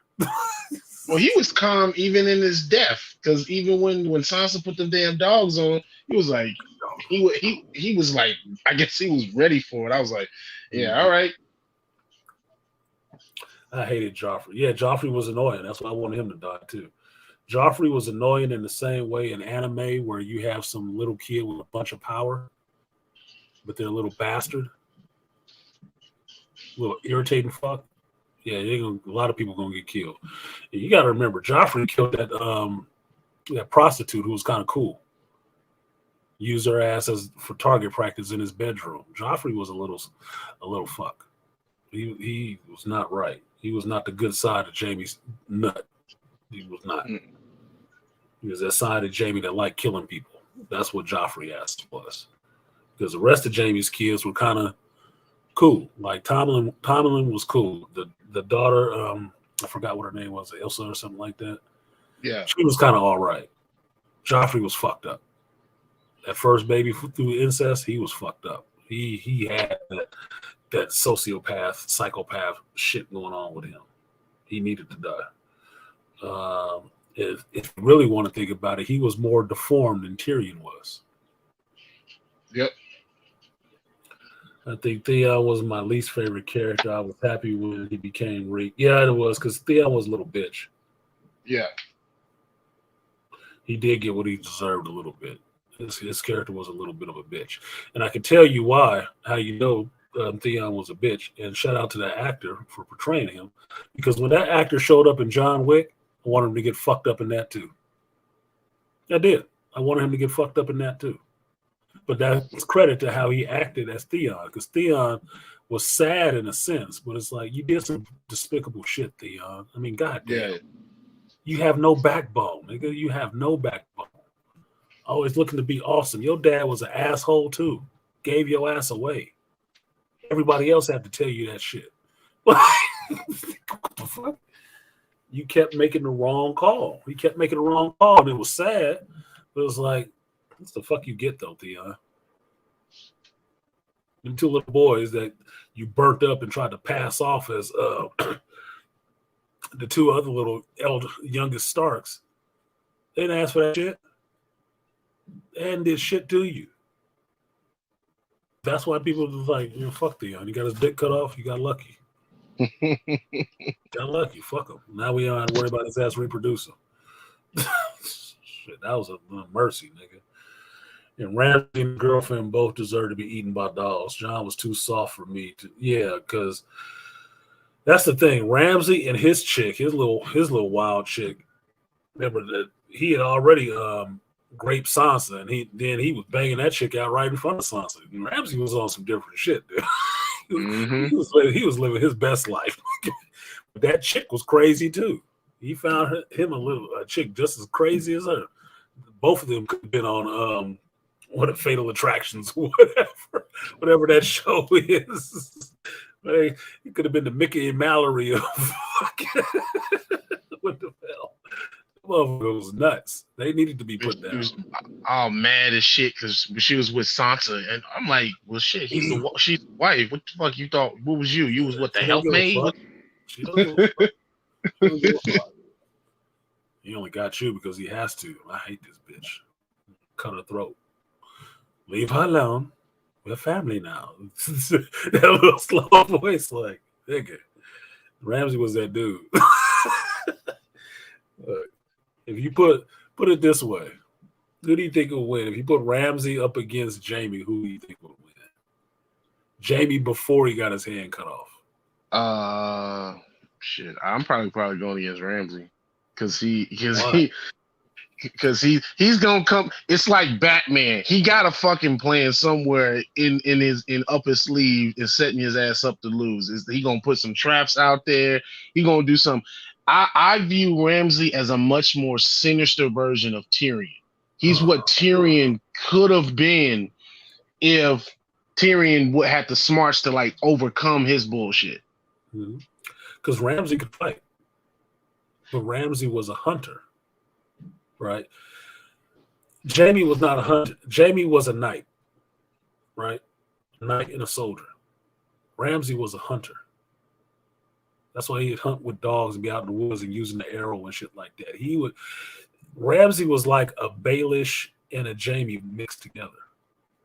Now, would he have been a fighter as Jamie? Probably not. No. Probably not. He could fight and probably hold his own, but probably not as good of a fighter. But Ramsey liked killing people just like Jamie did. But Jamie wasn't as smart as Ramsey. That's what would get him fucked up. Because think about this. They into some fight or some shit like that, and Ramsey started poking fun at Jamie about fucking his sister or some shit like that. That nigga would go off. He'd lose his shit. And Ramsey would capitalize on that motherfucker. It'd be like, oh, he got killed by that motherfucker? That dude's the problem. Either talk about the sister or talk about Tyrion because he had a soft spot for Tyrion too. Tyrion, yeah, I flay your little boy, your little brother. I flayed your little brother. Cut off his manhood. I never knew it was so big. Like it'd be some shit. Such a small man with such a large. I wonder if your balls are matched up to your brothers. You know, he'd be fucking with him. Because look, just watching Ramsey on the screen, I want to kill his ass. Like, you got to kill that motherfucker. He is not right. Kill it. Kill it. Kill it. That's the demon. It's Damien walking. What are you doing? I wish eternal burning in hellfire to the Red Witch and Stannis Baratheon. The mother needs to die, but she doesn't need to burn forever in hellfire like those other two.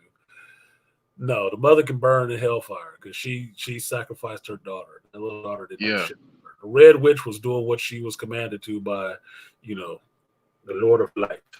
The Lord of Light is what saved them motherfuckers with the fire and shit like that, fighting against the Night King. So you don't like the methods, but technically the Lord of Light could be Christ. Call it what you want to. Flaming swords, anybody? Angels? Mm-hmm. That's who he is. You don't have to like what the fuck she did. Don't. That's why she understood she didn't like it either. And after a point, after she fulfilled her mission, what she was supposed to be doing, why she was living so fucking long, she took off that brooch and went out there and just turned to dust. It was done. It was over. That's why she had her crisis of faith. Like, some of this shit is just really fucking wrong. Lord, why are you giving me this shit? But she watched the shit. Lord of Light had tapped a bunch of people. He had tapped a bunch of people to be involved in doing this shit. John, that other little one-eyed dude, Barrick, who used to be a drunk, the Red Witch, Stannis for his part, they all pushed things towards the goals that needed to happen at that point, even though what they did was reprehensible. The mama, she didn't like that girl. The mother was crazy beforehand. Before she got down with the Lord of Light, she was already crazy. That's why she didn't have a problem burning up her daughter. She was willing to sacrifice her daughter because Stannis always had a better relationship with the daughter than her anyway. Mm-hmm. Stannis never looked at his daughter like she was, she had that ailment, she had that, but they saved her. It was still his daughter. If anything, that was the only soft spot you saw he had with any of them bitches that was around him. Yeah, he was hesitant to kill her. He was. But this is what was called for to do what he needed to get done, and he needed to get this shit done. He didn't want to sacrifice the rest of his men. Okay, she's going to have to go. Sorry. But this is what's commanded, and everything else I've done, killing my own brother, has brought me to this place, had me have these successes. Need to do this last part. The mother, though, didn't have none of that riding on her. None of it. She just wanted the bitch dead. So fuck her. And at the end, her mother was the only one who tried to save her. They had to hold the mother back. Yeah, at the end. At the end. The whole other time up to that point, she didn't give a fuck about that girl. Didn't give a fuck about that girl. Fuck her. Red Witch, what did she do? Fuck some dudes, have some shadow babies, and try to make sure that the right people was in position to take on this coming darkness. And all she did was advise people. They chose what the fuck to do. Outside of, cooching out the little shadow baby. Mm-hmm. And she lit the sword of the Dothraki on fire, but that shit didn't help him in that fight. That was out like the light. I was like, damn, that was quick. Hey, she came when she turned up at Winterfell when the Night King was coming and had everybody lift their swords and lit up the whole crowd. Like, God damn, boy, she got juice. But that was her getting her faith back too. That the Lord of Light was actually helping her. He was actually riding with her. Like, yeah, you good. I got you. This is the moment. And it was. I was like, that was a big moment. Like, God damn, they got a chance now because they don't know what's in these woods. These woods is full to the brim with zombies.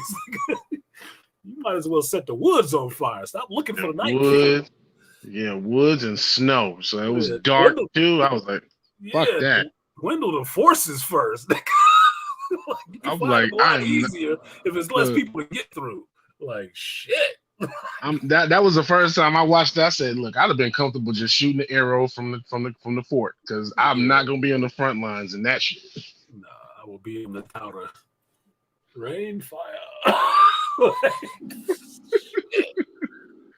Yeah, that was too deep. I was tense in that shit. Like, they all dead. What the fuck, dude? This worse than Helm's Deep, nigga. Like, it's over. This is the end of the show right here, right? Yeah. So yeah, fuck her mother. Stannis' wife, fuck her. I don't know.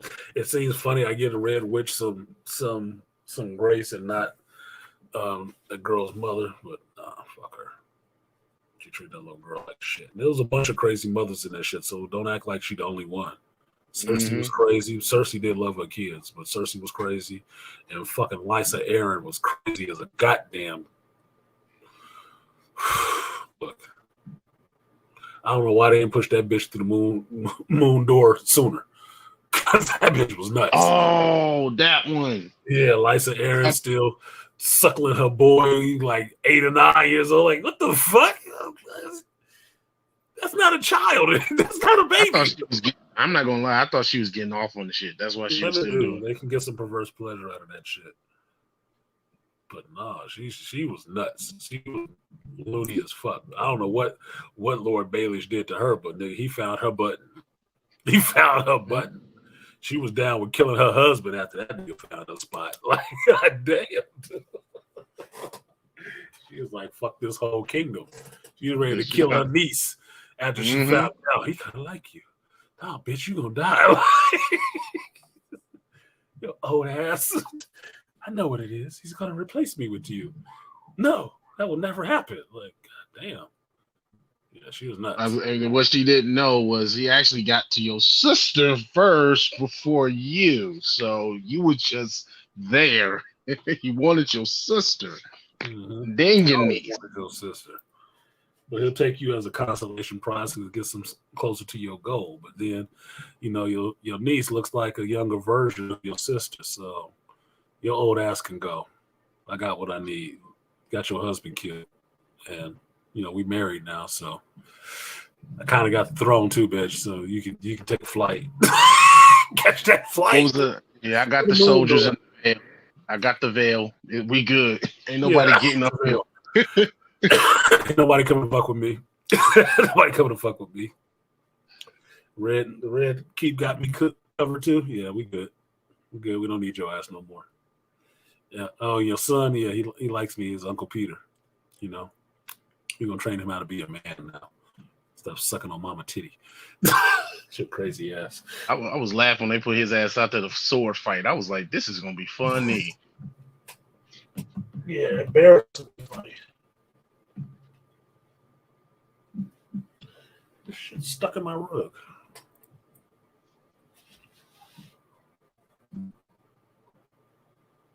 Chocolate or something stuck in my fucking rug. Jorah Mormont, yeah, the most loyal person on the show. Jamie and Jorah were competing for loyalty awards. Jorah wins for me. Jorah was loyal as fuck. I love that actor too because of that role. Jorah Mormont was that. If you want to believe it, what does helplessly in love with somebody look like, or just being devoted to somebody looks like that doesn't want that one way? We're talking about that one way attraction shit. Or that one-way light thunderbolt. That's what that shit is. That's an example of that shit. She loved him, but not the same way he loved her. He was devoted. So Jorah, that motherfucker, like, nigga, I don't know why it became her, but it was. It was. I mean, that would have been what that chick who wrote them Twilight novels would have hoped would have been. What's his name? I almost call his ass Eli. It's not Eli. The little wolf boy. Jacob, yeah. Jacob for the little girl Esme. For Bella and Edward's daughter. That's how he bonds to her. That's what she would have wanted to be able to write like. That he was that damn loyal. Like, he didn't matter. That motherfucker came back from Grayscale to come serve at her side. Like, nigga, she ain't giving you none. You know that, right? She ain't never giving you a piece. Never. But he was out there. He was out there in Winterfell in the dark, fighting off shit to keep her alive. It's like, God damn, Jorah. Ugh. I hated to see him go. I felt bad for him. Like, God damn. But he went out like a I had soldier. to think about who you was. I had to think about who you were saying. I said, "Oh, you talking about old boy that was with Daenerys?" Yeah. So Jorah Mormont, the one who lost his honor, disgraced Bear Island, and the rest of the Mormonts. But he did still have honor. He talked about it. He had a wife who had a drinking problem, and he did some shit that he shouldn't have did to try to cover that. But what happened? You see, he still had honor. He had honor in spades, nigga. He had honor in spades. But he took that banishment, that shame to his family, and went somewhere else. But who he really was still in there. He did a bad thing, and he paid for it. But he wasn't a bad person. He wasn't. You felt bad for Jorah. But every time he came back, you know, that motherfucker get it in, though. Well, it's time to get it in. So Jorah was there. Well, you can count his sword.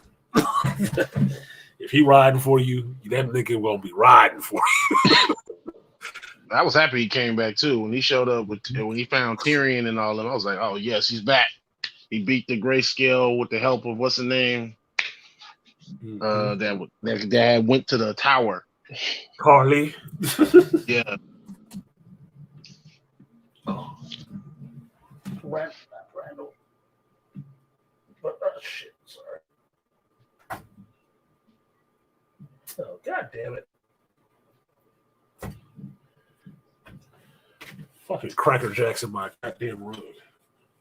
And it got hot. And so now it's stuck to the little pieces of the rug. Now I gotta cut that shit loose. How long ago that shit was? He said Tiny Mormont. She was such and such a Bear Island.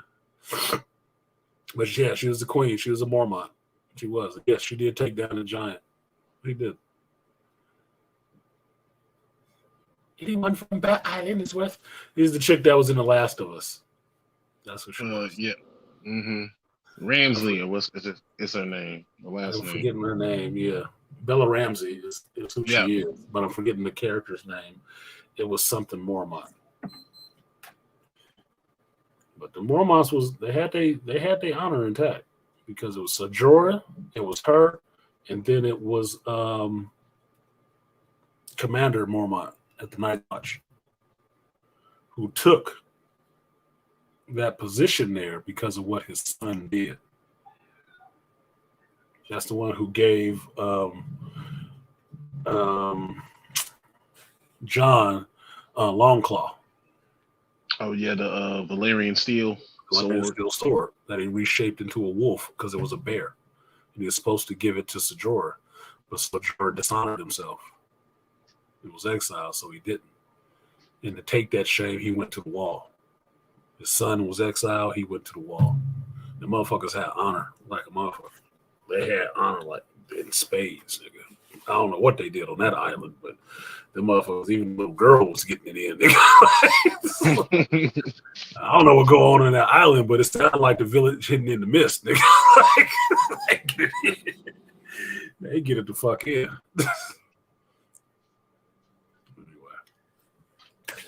That's enough on that. I'm gonna go ahead and get out of here. I thought I would talk about Oppenheimer today, but I get the feeling none of you guys have actually seen that shit, so it's pointless for me to talk about. I didn't get a chance to see it yet.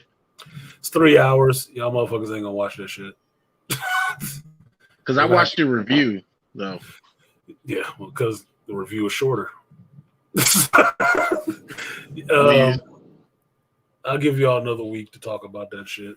I did want to talk about it now, but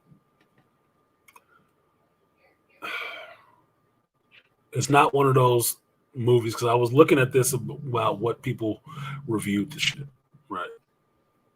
People who are like professional reviewers reviewed it, right? Regular people on YouTube, regular people reviewers, they didn't really touch on Oppenheimer because one is historic, one is about some white shit. So most people wasn't into it, and the other one was long. It was 3 hours. It wasn't like it was 3 hours and people was flying around with wings and fighting and shit like that. There was no Thanos in the shit, right? So that wouldn't be something that you guys would actually watch.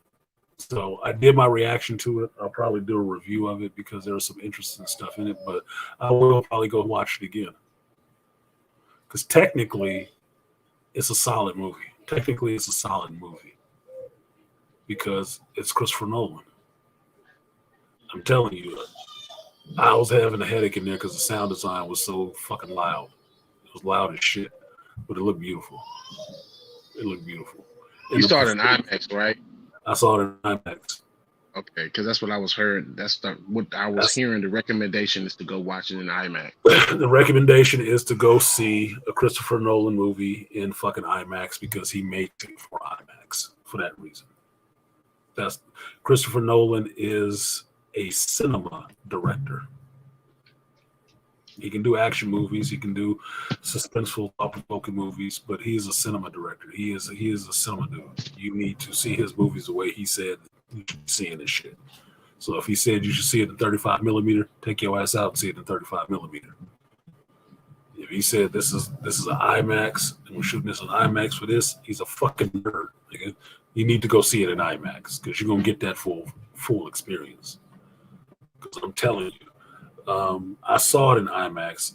I couldn't imagine how much would be reduced in this if I'd have saw it just in regular 2D with no good sound. Or just watched it at home. It'd be like watching Dune Part 1 at home and not in a theater. Because in theater, Dune Part 1, it was an experience, nigga. You felt that shit. The sound design and stuff like that, you felt it. Big ass ships coming on the screen, you felt that shit from the music. The way Christopher Nolan directs, he does that same shit. So if you ever saw Interstellar, That music was perfectly keyed into what was going on in the scene, and you felt it. And when the music stopped, you knew when to breathe. Okay, so oh shit, I got hot. Nigga, I got hot. That was tense. You know, that's how he does it. And this one, I think, is a chance where he got to do a lot of stuff he's been hitting at in other movies, because every one of his movies builds on the other one, right? Yeah. So Tenet may have been the one that twisted people's brains up a little bit because it has to do with time travel and things running in reverse and shit like that, and how all of this worked, even though he explained it. I still don't get it. Fine. I mean, it might have been over your head or it was stupid. Either way, don't matter. It's stupid one way or the other. You were stupid or it was stupid. It doesn't matter. You know how many times I still gotta explain Inception to people? It's like, bro, y'all don't get this. No, I don't get. I'm not explaining it to you. I've already explained it 3 times. I got Inception. See, I do a lot of psychological stuff. Dream work is not surprising to me. So them describing what's happening and how they get into the middle of the dream process and take it over and input ideas. I've fucking done that. I've actually done that to my ex-wife. I made her have a fucking dream about a specific thing by saying shit into her ear while she was sleeping. And I sat there and watched her smile and laugh from what I was telling her. It's true. Your brain is never shut off. Your brain doesn't shut off. Even when you sleep, your ears are still open to hearing things. That's why when you ever have weird ass dreams and shit like that, see if you left the TV on. See what you were hearing in the world around you. Your body is always taking in sensory input. It doesn't stop. Your subconscious mind just gives it to you in pictures. So I did that to my wife before. Before the Inception movie ever came out, I did shit. Told her some shit in her dream. And then the next morning, like a good scientist, I asked her about, how'd you sleep? Oh, it's not good. You have any dreams? Yeah, I did. I had this one weird dream. Really? Tell me about it. Oh, a little bird? What kind of bird was it? What color was it? Oh, a little black bird? Really? What'd you do with the bird? Oh, it's just holding it in my hand. So, oh, did you hold it in your hand? Yeah, that's interesting, isn't it? Yeah, well, that was a test. Because I told her that. I told her exactly what to do with this damn thing. And she remembered that dream when she woke up. So listening to a movie talking about how they get into people's dreams and their minds and stuff like that, and you can put ideas in there, not that far-fetched. Totally got it. Like, oh, that works. Okay, I got you. And then you went down to another layer? Yeah, because in your dream, you're fucking dreaming. Okay, cool. Subconscious, limbo, got it, man. I'm there with you. Awesome. What's going to happen next? How you going to get out? Because they're going to have to do something. That shit was awesome to me. Some people don't get it. Well, look, there's idiots in the world. We all know this, right? There's some people that don't get simple concepts. Like, I don't know how to program this fucking cell phone or something. Use this shit all day. Couldn't tell you what's in it, how it works. None of that shit. Talk smart to somebody and see how their eyes glaze over. And understand that that's probably average. Bell curve where most people live. So I'm not surprised if they run up on some movies that they don't get totally because it deals with intellectual stuff. Not surprising. Americans ain't made to be intellectual. They're not. You're made to be stupid. You're trained to be stupid. They only need you going to work, pushing buttons and moving papers. We don't celebrate thinkers here. We shit on them. Yeah. We celebrate here, U.S., sexual debauchery.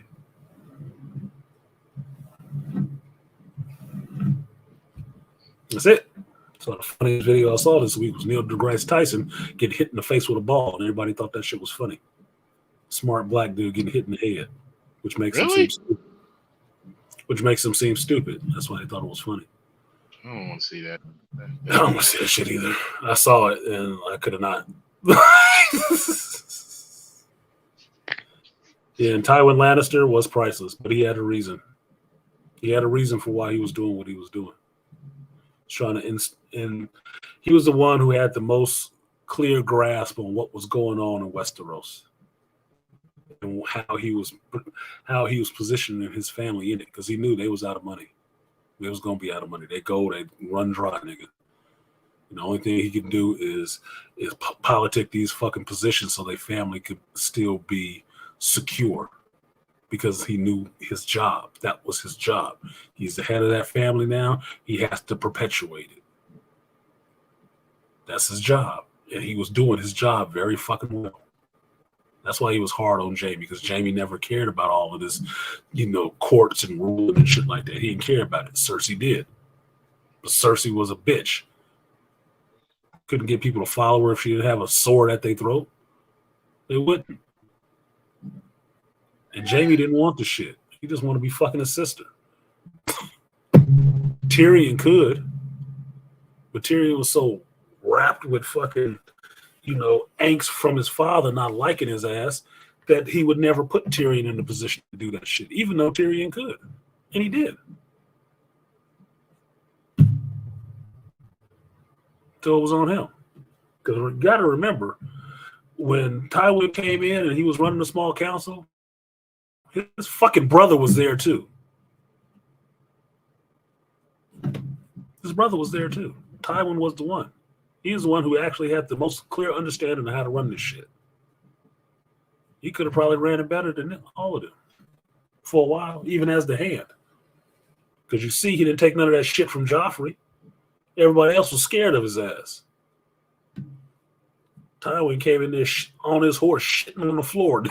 Like, this is what it's going to be. You're going to calm down, King. That was Sardo Numsi, nigga. gave him that famous quote about having to remind people about him being the king. Yeah. He was teaching everybody. Teaching everybody.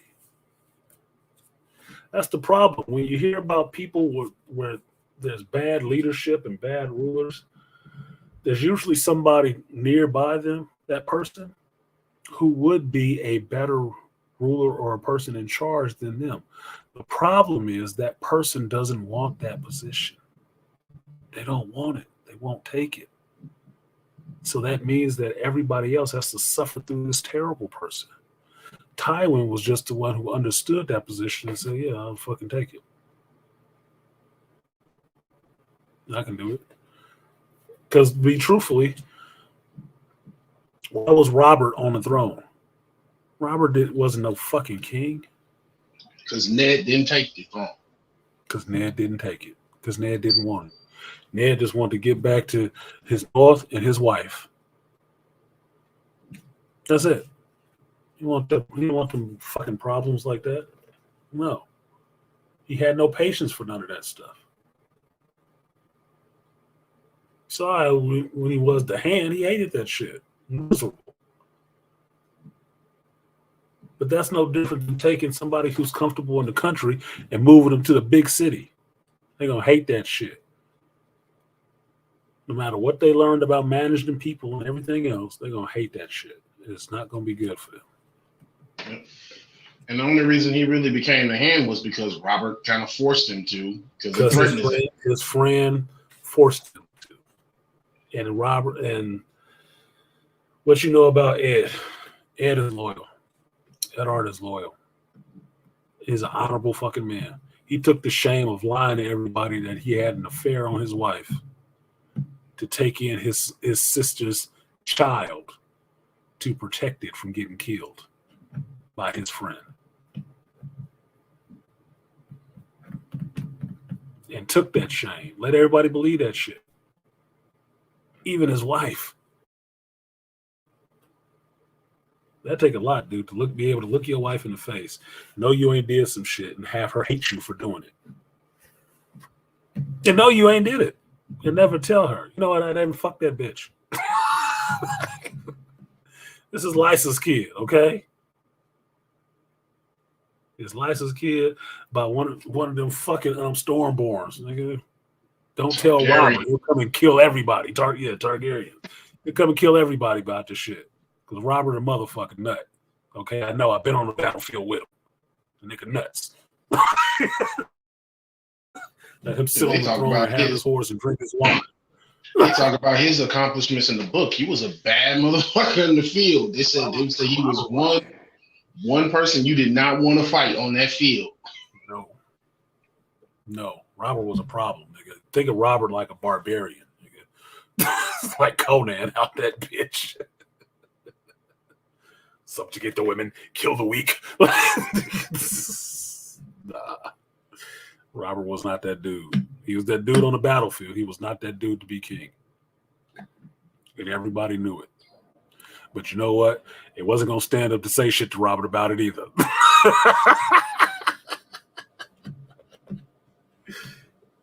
That motherfucker had a lot of lip for everybody. The king slayer on my personal guard. Like, yeah, no chill. He wanted to be splitting somebody's head open. Holy shit. Anyway, let me go ahead and get out of here. I did 4 hours. I still didn't get all the contributors, but it is what it is. I forgot Fitness Mom, didn't I? Shout out to Arya. Sorry, Arya. That was a couple hours ago. My bad, sweetie. It was not personal. Give a shout out to Arya. I will give you the guts and butts. Appreciate you. Double up. 3 or 4 times. I ain't telling no lie. Run it up. Never let a hard time what it was.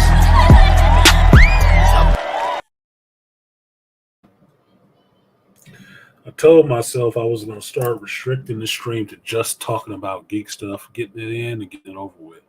But I always have a lot to talk about, a lot on my mind. So I figured that I would start doing a late night PMDM, like maybe 1 o'clock or something in the morning here, just to get that shit out. So I can actually wake up the next morning and just do a straight geek stream. I don't know. It's still an idea I'm tossing around. Shout out to Kareem. Thank you, Kareem, for supporting the stream. I will give you the 3B salute. Appreciate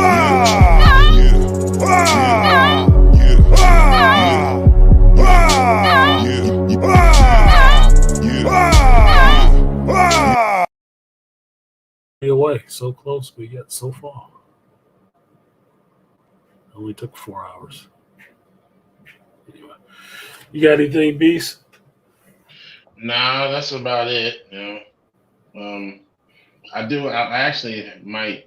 I don't know if I might want to do this, but I actually might have an idea for like probably the very first video that I actually want to put on my channel, and it's due to some events that transpired with 2 of the kids that's at my summer camp that we lost due to something as simple as name calling. And then it's like one of them was brand new, had only been there for like a week, and the parents pulled him out. And I'm like, I didn't know about this one. And the second one, I actually had a conversation with the mom because this kid was already kind of soft. And I kind of, after having that conversation with the mom, I said, oh, I see your son's problem. You're the problem, not just that's why your kid is not. So it kind of like, and kind of got me the gears turning in my head to kind of something I want to talk about in a video and kind of make it more tied into mythology and stuff like that. But I'm still working it out in my head, and I'm probably going to write the shit down eventually because I have to write it down at some point. That'll work. Do that shit. Time waits for no man. If you're not moving forward, you're standing still and actually moving backwards. So. Get busy. Get busy. Y'all check out the Beastly Nerd. He has a channel. I think it's called Beastly Nerd. Yeah. But he has a wrench, so he can drop it in the chat and help direct y'all traffic that way. I don't know how many people, because I have very few people trafficking my channel. But you can put it out there for those people who want to know. That thing still never downloaded, motherfucker.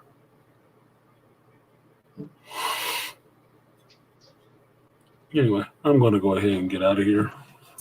Alrighty, sir. And peace, everybody. See you later, Arson. Peace, Beastly.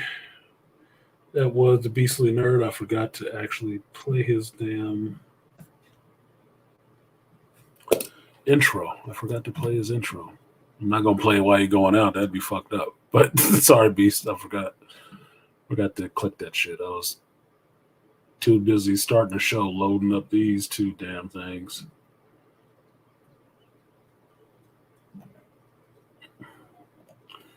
I was supposed to be for my Oppenheimer discussion, but I didn't feel like talking about Oppenheimer because you didn't watch the shit. But it's out. It's in the theaters. You can watch it.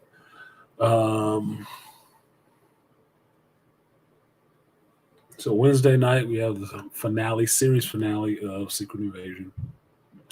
I will be watching that. I will do a watch and review of that one as well. There is a movie that comes out this week. Can't remember which one it is. I am looking forward to seeing Napoleon, though. I can tell you that much. With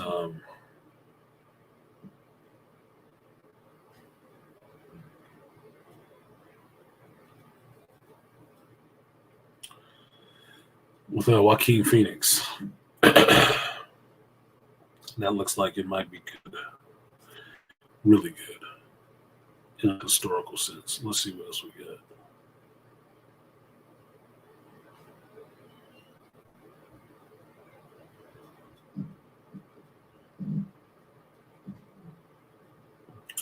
There's something else coming out this month.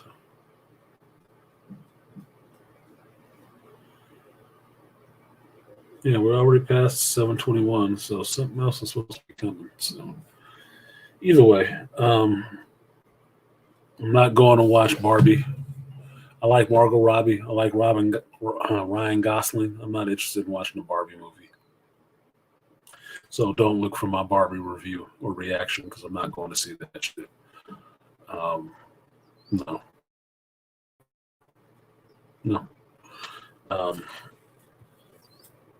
There's something else that's coming out this week.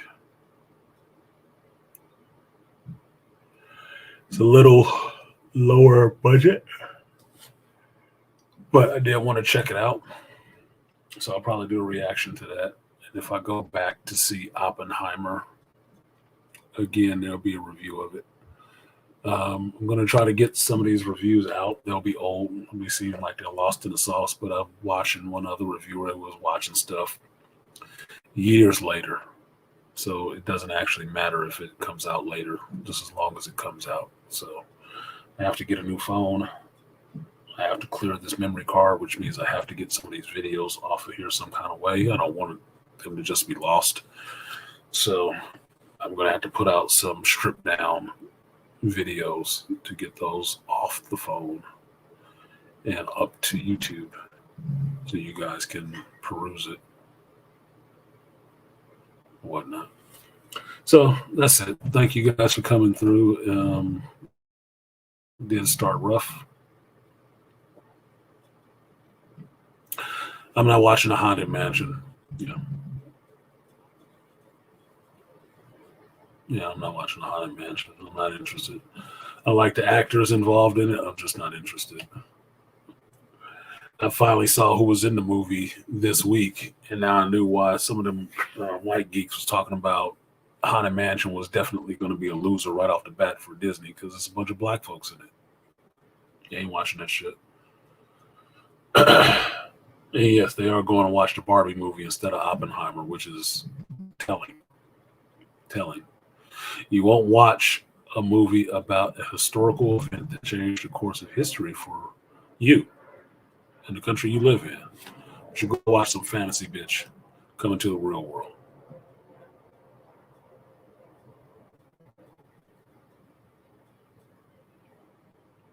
Whatever. We sure. You in all pink for the Barbie movie. You know, some big old 200-pound Asian chick that I passed going back to my car yesterday coming from Frisco was dressed like Barbie. And her friend was dropping her off. I'm like, bye, Barbie. I was like, what is this ass Asian chick wearing all this pink and hot pants and shit? What do you identify with Barbie? You want to be the white girl, huh? Okay. Somebody tell me if Little Kim went to see the Barbie movie. That's what I want to know.